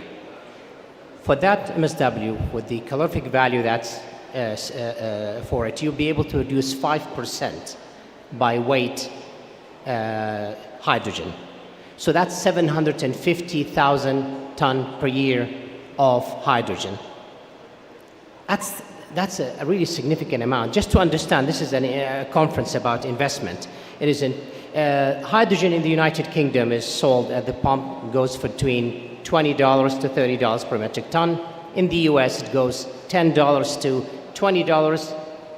So if you take a $10 on that alone, it is then you're talking about a significant amount. You're talking about $7.5 billion of revenue That's a substantial amount. If you look at the levelized cost of hydrogen for electrolyzer using this $70 electricity price, that's equal to $5 billion of revenue.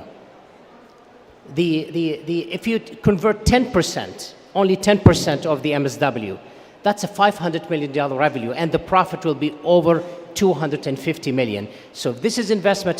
This is a conference about investment. The waste to hydrogen is a big part. If you compare incinerators, which is today is the main workhorse for waste to energy, versus hydrogen to waste, because of the very low gate fee or non-existence here, and they rely on gate fee. In the UK, they are predominantly most of the income come from it. If you remove that, you're relying on the electricity alone, the investment become difficult. When you compare that, even with the same electricity, but because of the hydrogen and the value of it, you're talking of 6 to 12 times more profit per metric ton of waste. That's a substantial amount. That's how the hydrogen creating a new opportunity, a new investment. It's a new investment. And the value to look at it, you look into the displacement price with the diesel or the gasoline. Once you put it at that, the number is, you're talking of $11 to $18 per kilogram. Now we're talking of not 7 billion, we start talking about 14 and 15 billion of revenue. So this is substantial, and that's where the great opportunity. Thank you very much, Dr. Chalabi, very comprehensive.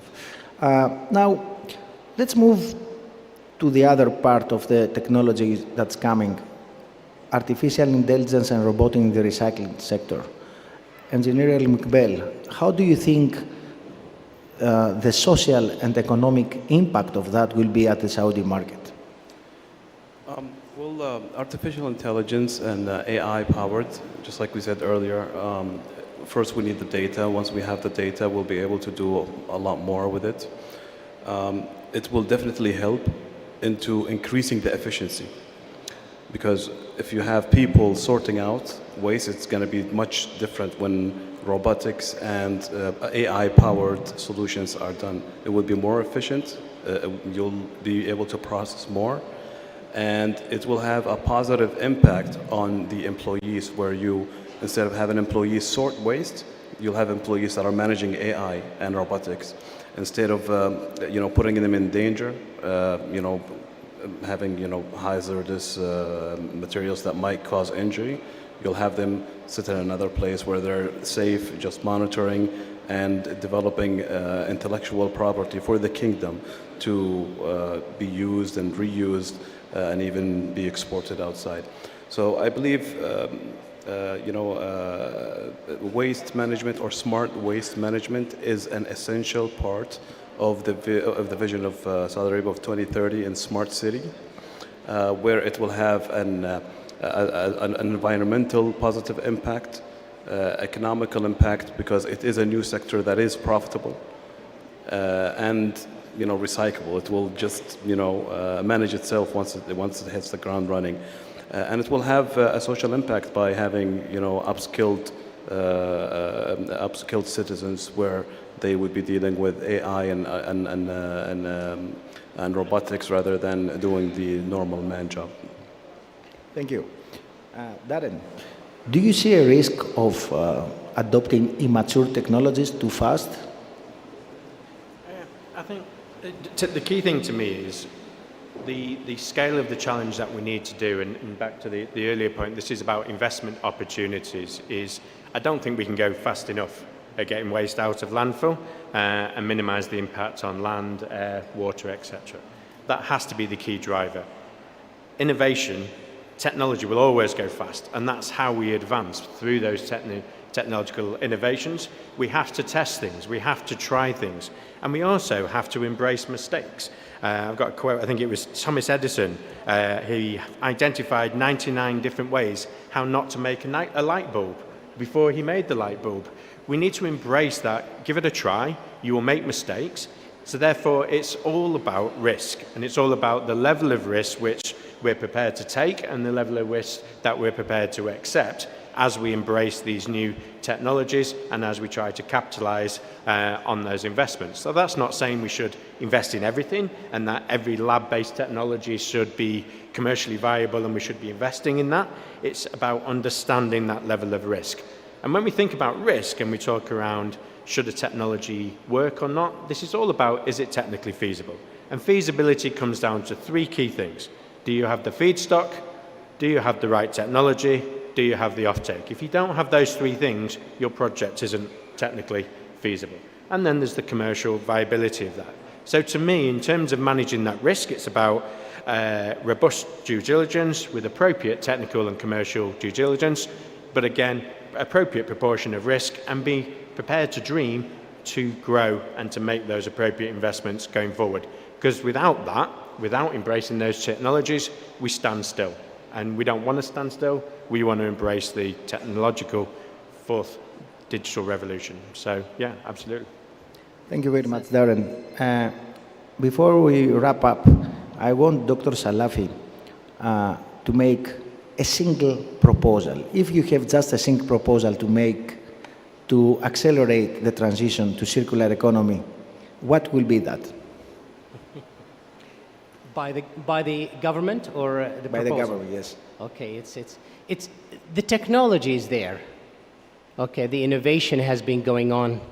What's required really is the nurturing through creating the opportunities through investment. That's what really needed.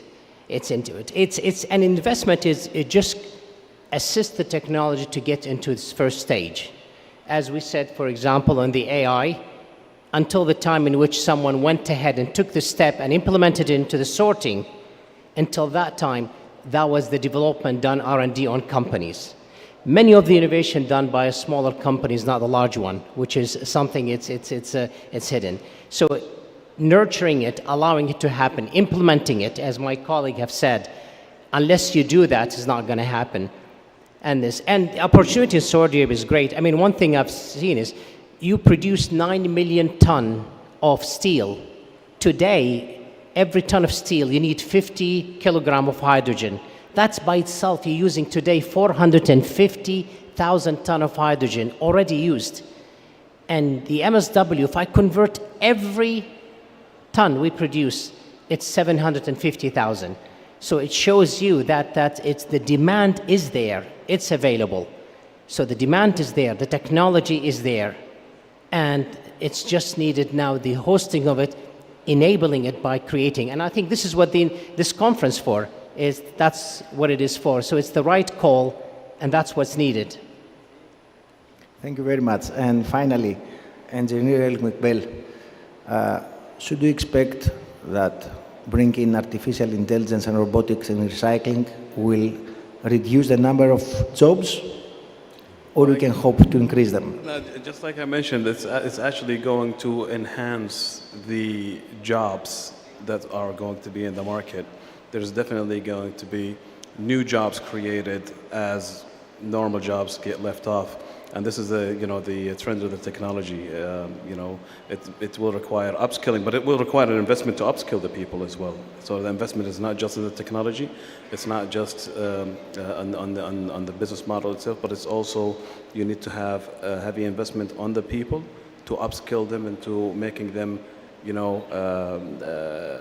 better fit for doing better job and have more efficiency moving forward.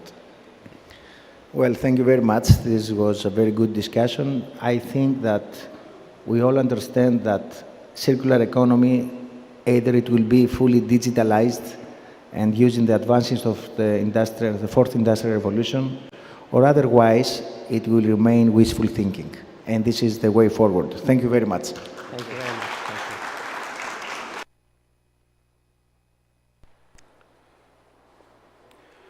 شكرا للأساتذة المشاركين في هذه الجلسة. ختاما، الجلسة الأخيرة تحت عنوان إلهام الشباب والمشاريع الصغيرة والمتوسطة.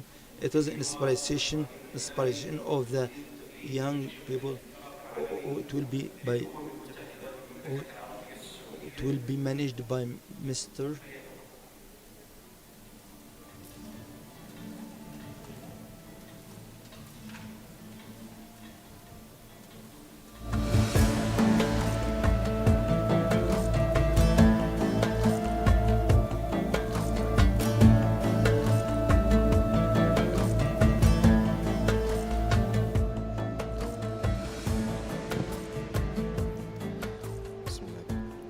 Assalamu alaikum. Good afternoon, everyone.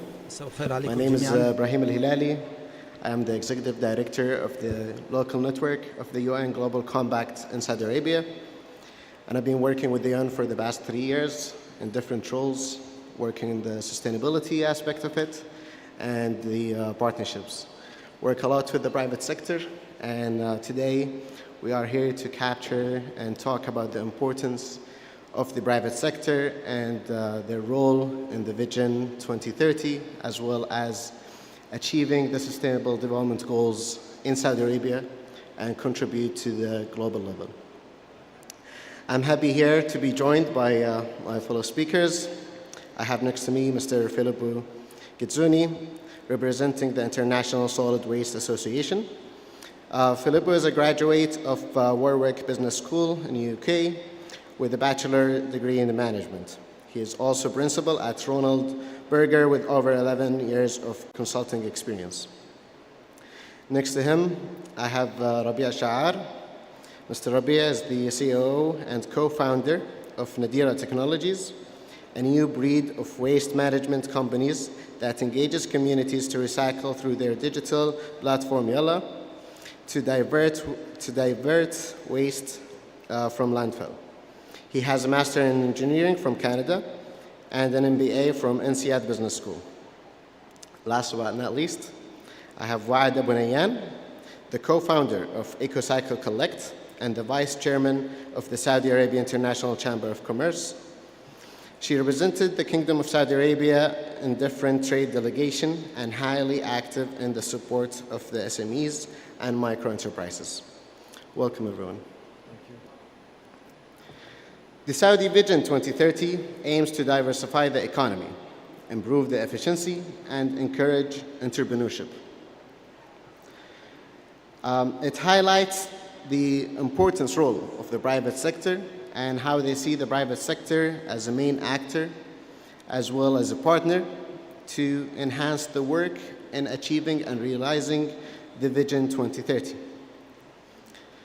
Nevertheless, I will go directly to Waad Abu Nayyan to talk about the Vision 2030. And my question to you, Waad, is how do you see the Vision 2030 impacting the waste management industry, and what opportunity does it provide the SMEs in this field? Starting, I will say Bismillah ar-Rahman ar-Rahim. I will answer the question in a different way. Today we are in waste of to wear, so we can say that we are with the vision. So the vision is today, what we are having today as an audience and as a banners and as sessions. So how we can see the vision? I can say we are with the vision. We are now to the vision. Thank you, Waad. Filippo, based on the global trends and your international experience, where do you see the role of SMEs in the Kingdom of Saudi Arabia and the growth and development of the waste sector in the kingdom? Yes, thank you very much for the question. I think we've seen the scale of the ambitions to develop the waste management sector in Saudi Arabia, and SMEs really need to play a key role in contributing to all the different technologies, innovations, and business models that will be required as part of that development. What we see on a global scale is that SMEs and startups are really contributing in, I would say, three main ways to the waste management sector. The first part is really around developing and promoting the circular business models. And that goes from everything from how the products are designed to how the material flows are treated, often in close partnership with larger multinationals that integrate them into their business model. If we think about, for example, the automotive sector, the medical devices sector, this is a very, let's say, common way of working together in order to create a holistic solution.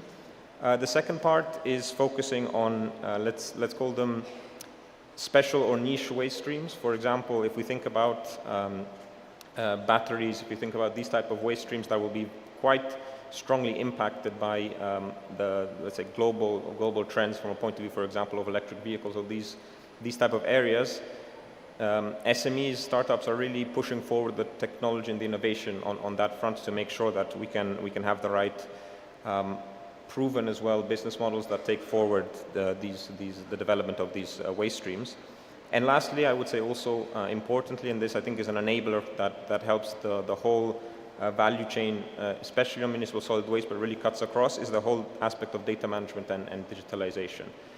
Integrating these type of companies into the overall infrastructure and the overall system of waste management helps to create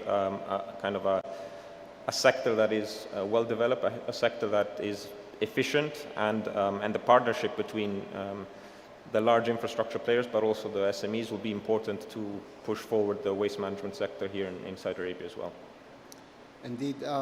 Rabia, my question to you, when we talk about SMEs, usually we have to mention challenges, and usually SMEs or small and medium enterprises talking about the challenges. In your perspective and from your international experience, what are the key challenges you think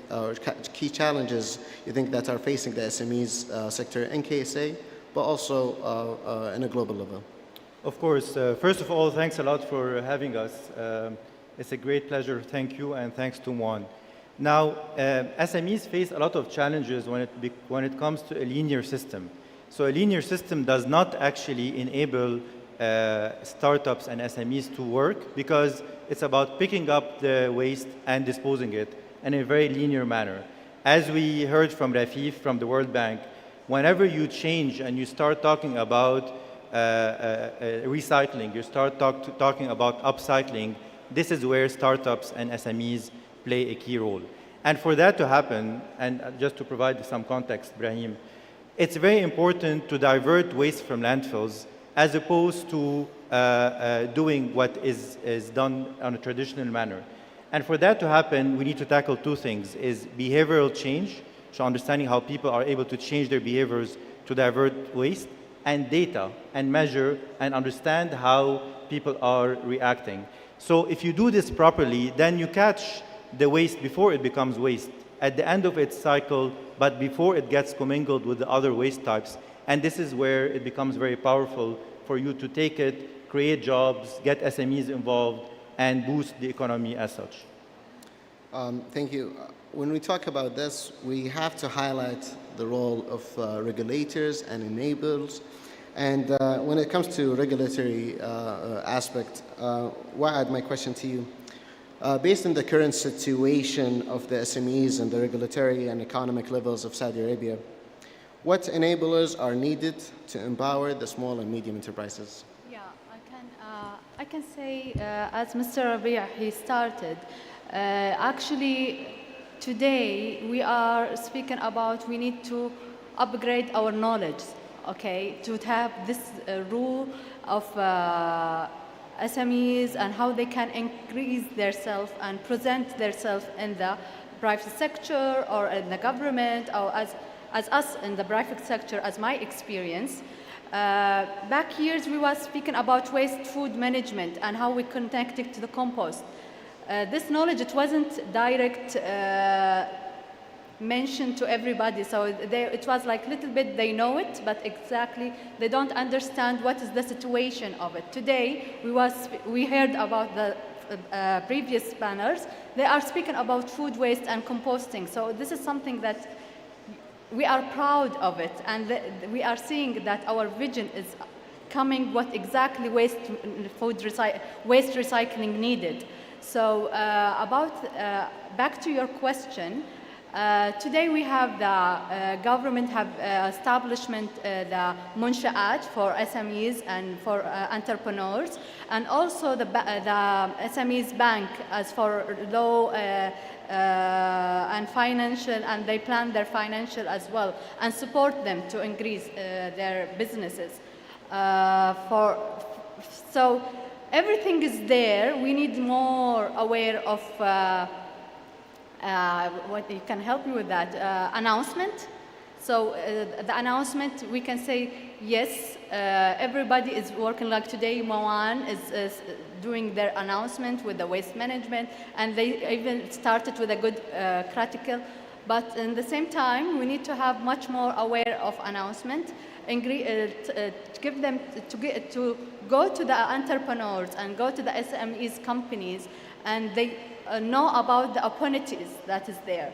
So opportunities is there. They need to just step forward and focus, and they can reach what they need, achievement and goals, and also benefits. Indeed. If you allow me, Ibrahim, I would like to interject just to add to what has been said on the regulations. There are two things that are very easy that can be done tomorrow effectively, that can boost significantly recycling across the kingdom.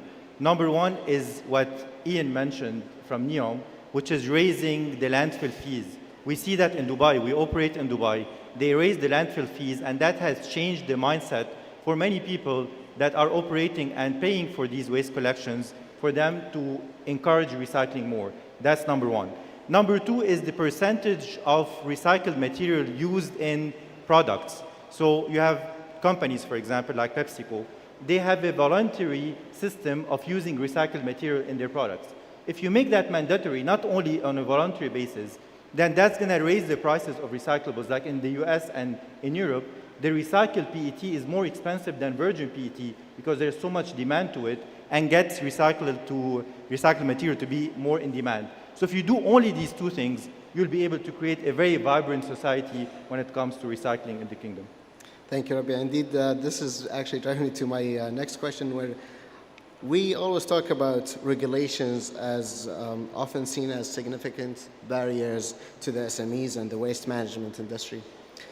So my question to you, Rabia, and also to you, Filippo, what are the regulatory challenges that SMEs face in Saudi Arabia, and how can we overcome them to grow and succeed? Filippo, start with you. Sure. Yeah, I think what is very important for SMEs and for startups to become effectively involved in the waste management business is to really have the right ecosystem in place. And regulations is, of course, a core part of that ecosystem, but I think the first element of that is having the strategic direction clear from a point of view of where the kingdom is going, where the opportunities lie, because this will allow the SMEs, the private sector, to focus their investments on the right opportunities that are there, and also interact with the right stakeholders. And I think what we've seen today with some of the from some of the announcements, from some of the panelists as well, is that there is becoming a greater clarity of where the kingdom is going and where actually the investments need to be made, and as well where I think SMEs and private sector can contribute. And I think also from a more strictly regulatory perspective, one key element is really around licensing and permitting.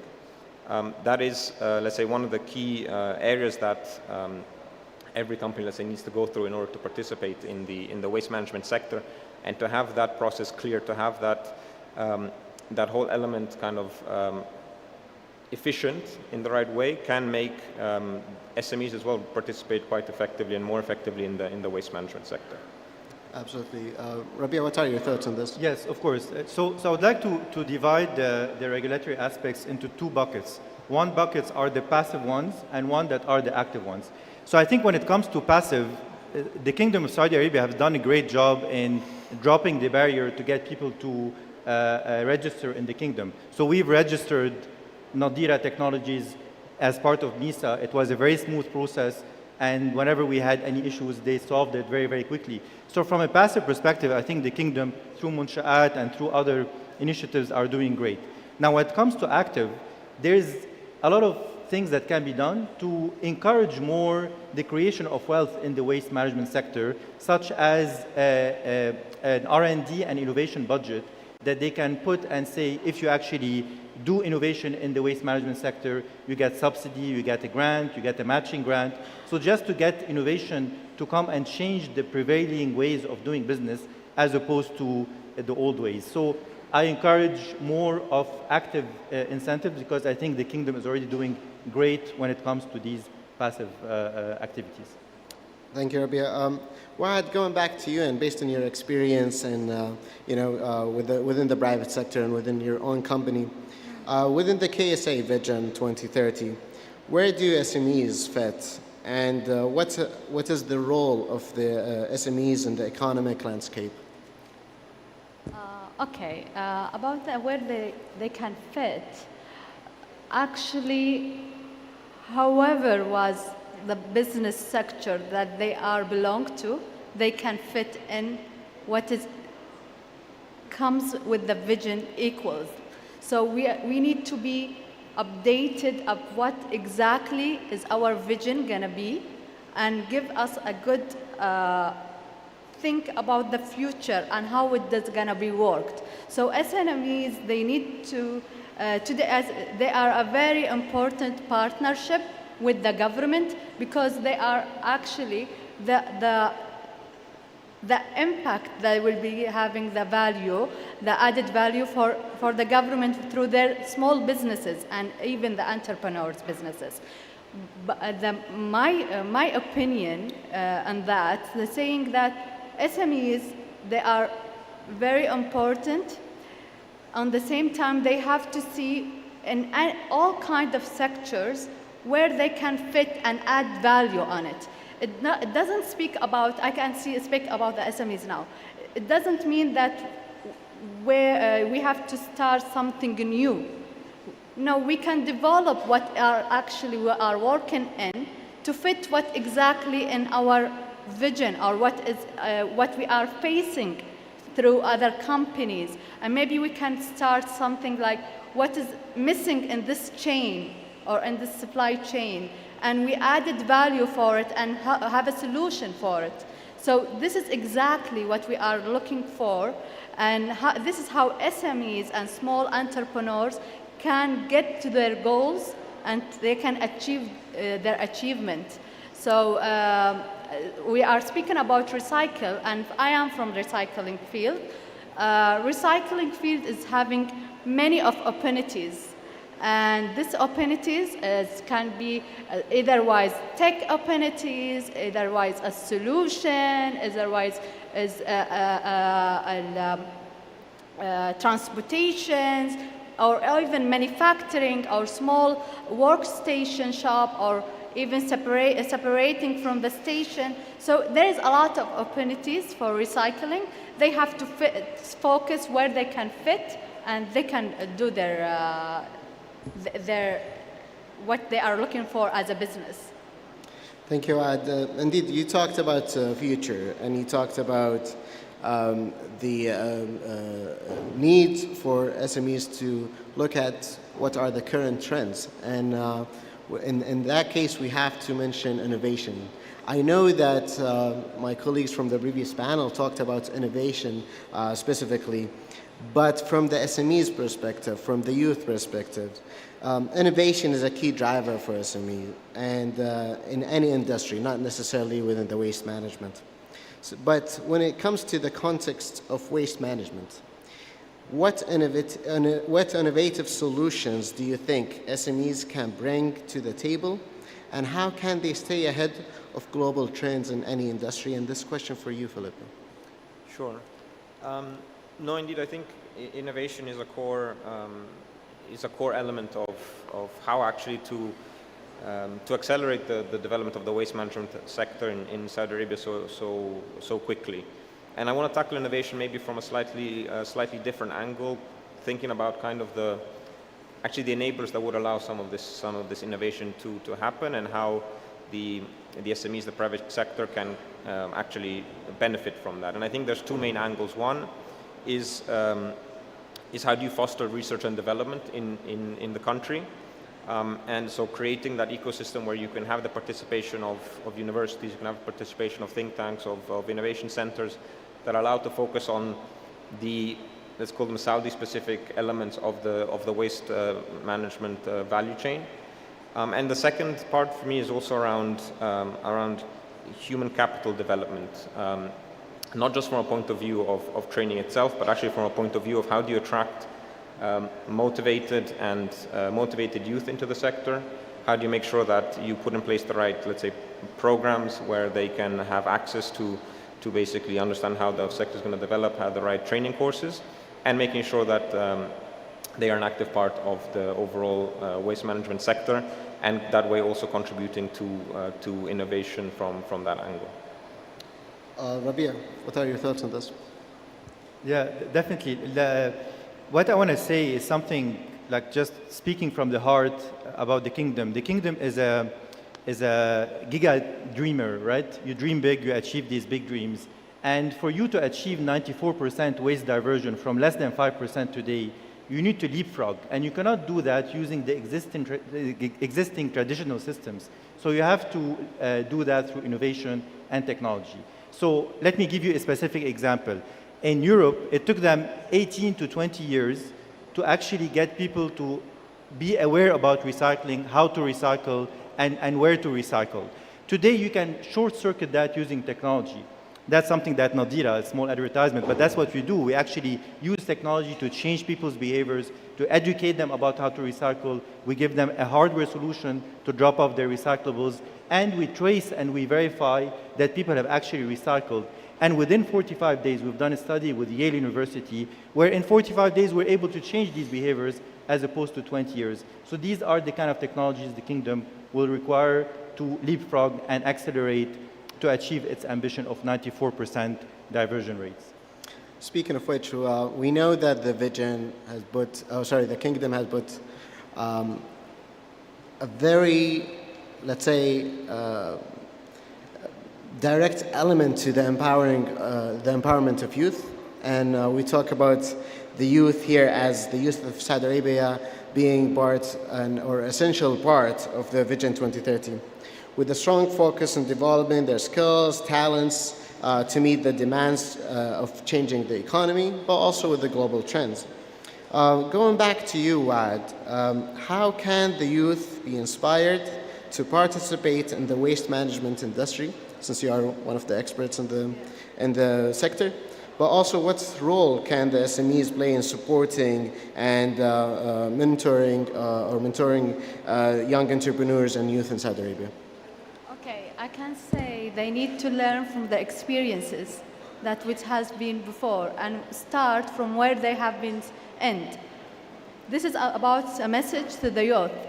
Actually, and for us as SMEs companies, we need to give them on-job training of what we are working in. So we are giving them the knowledge of how they can work with the recycling businesses or what kind of sector of business.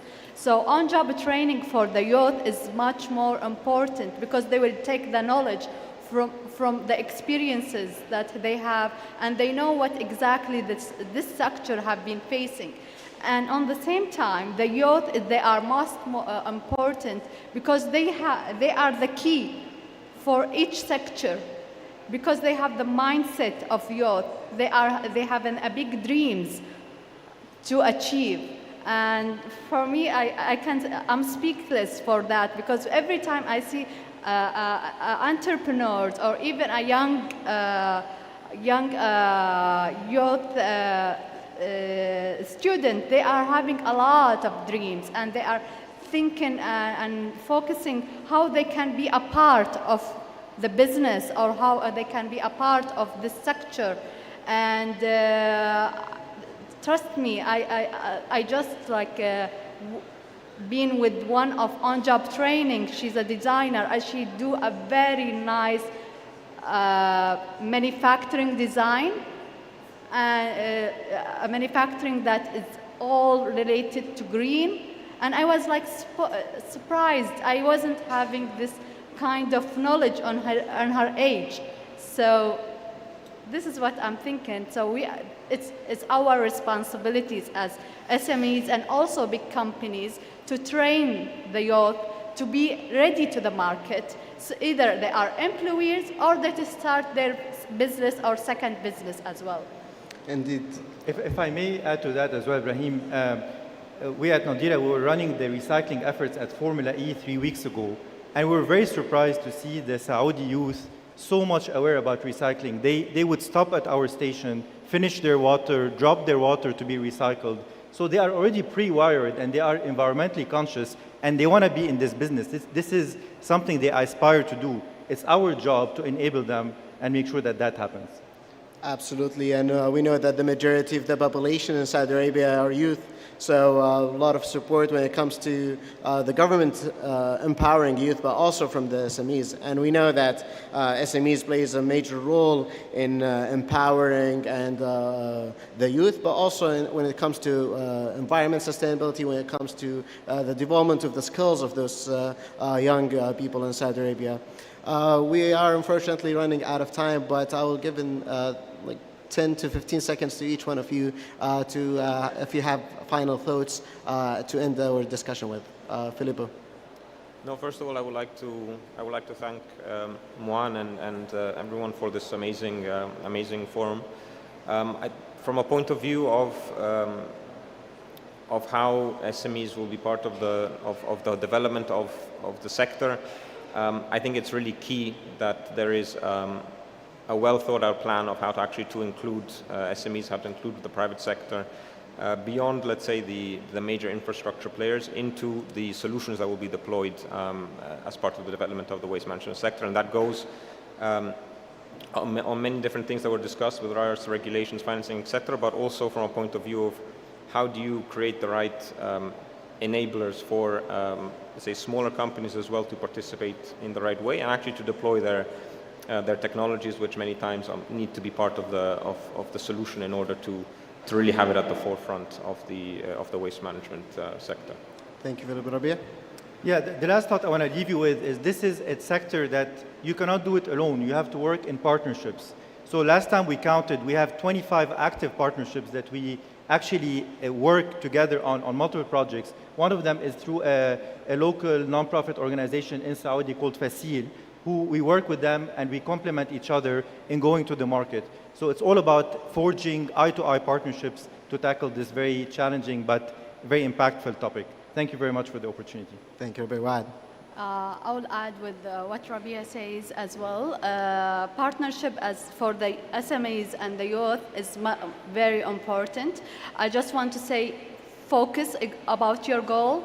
Just you're gonna reach it today or future.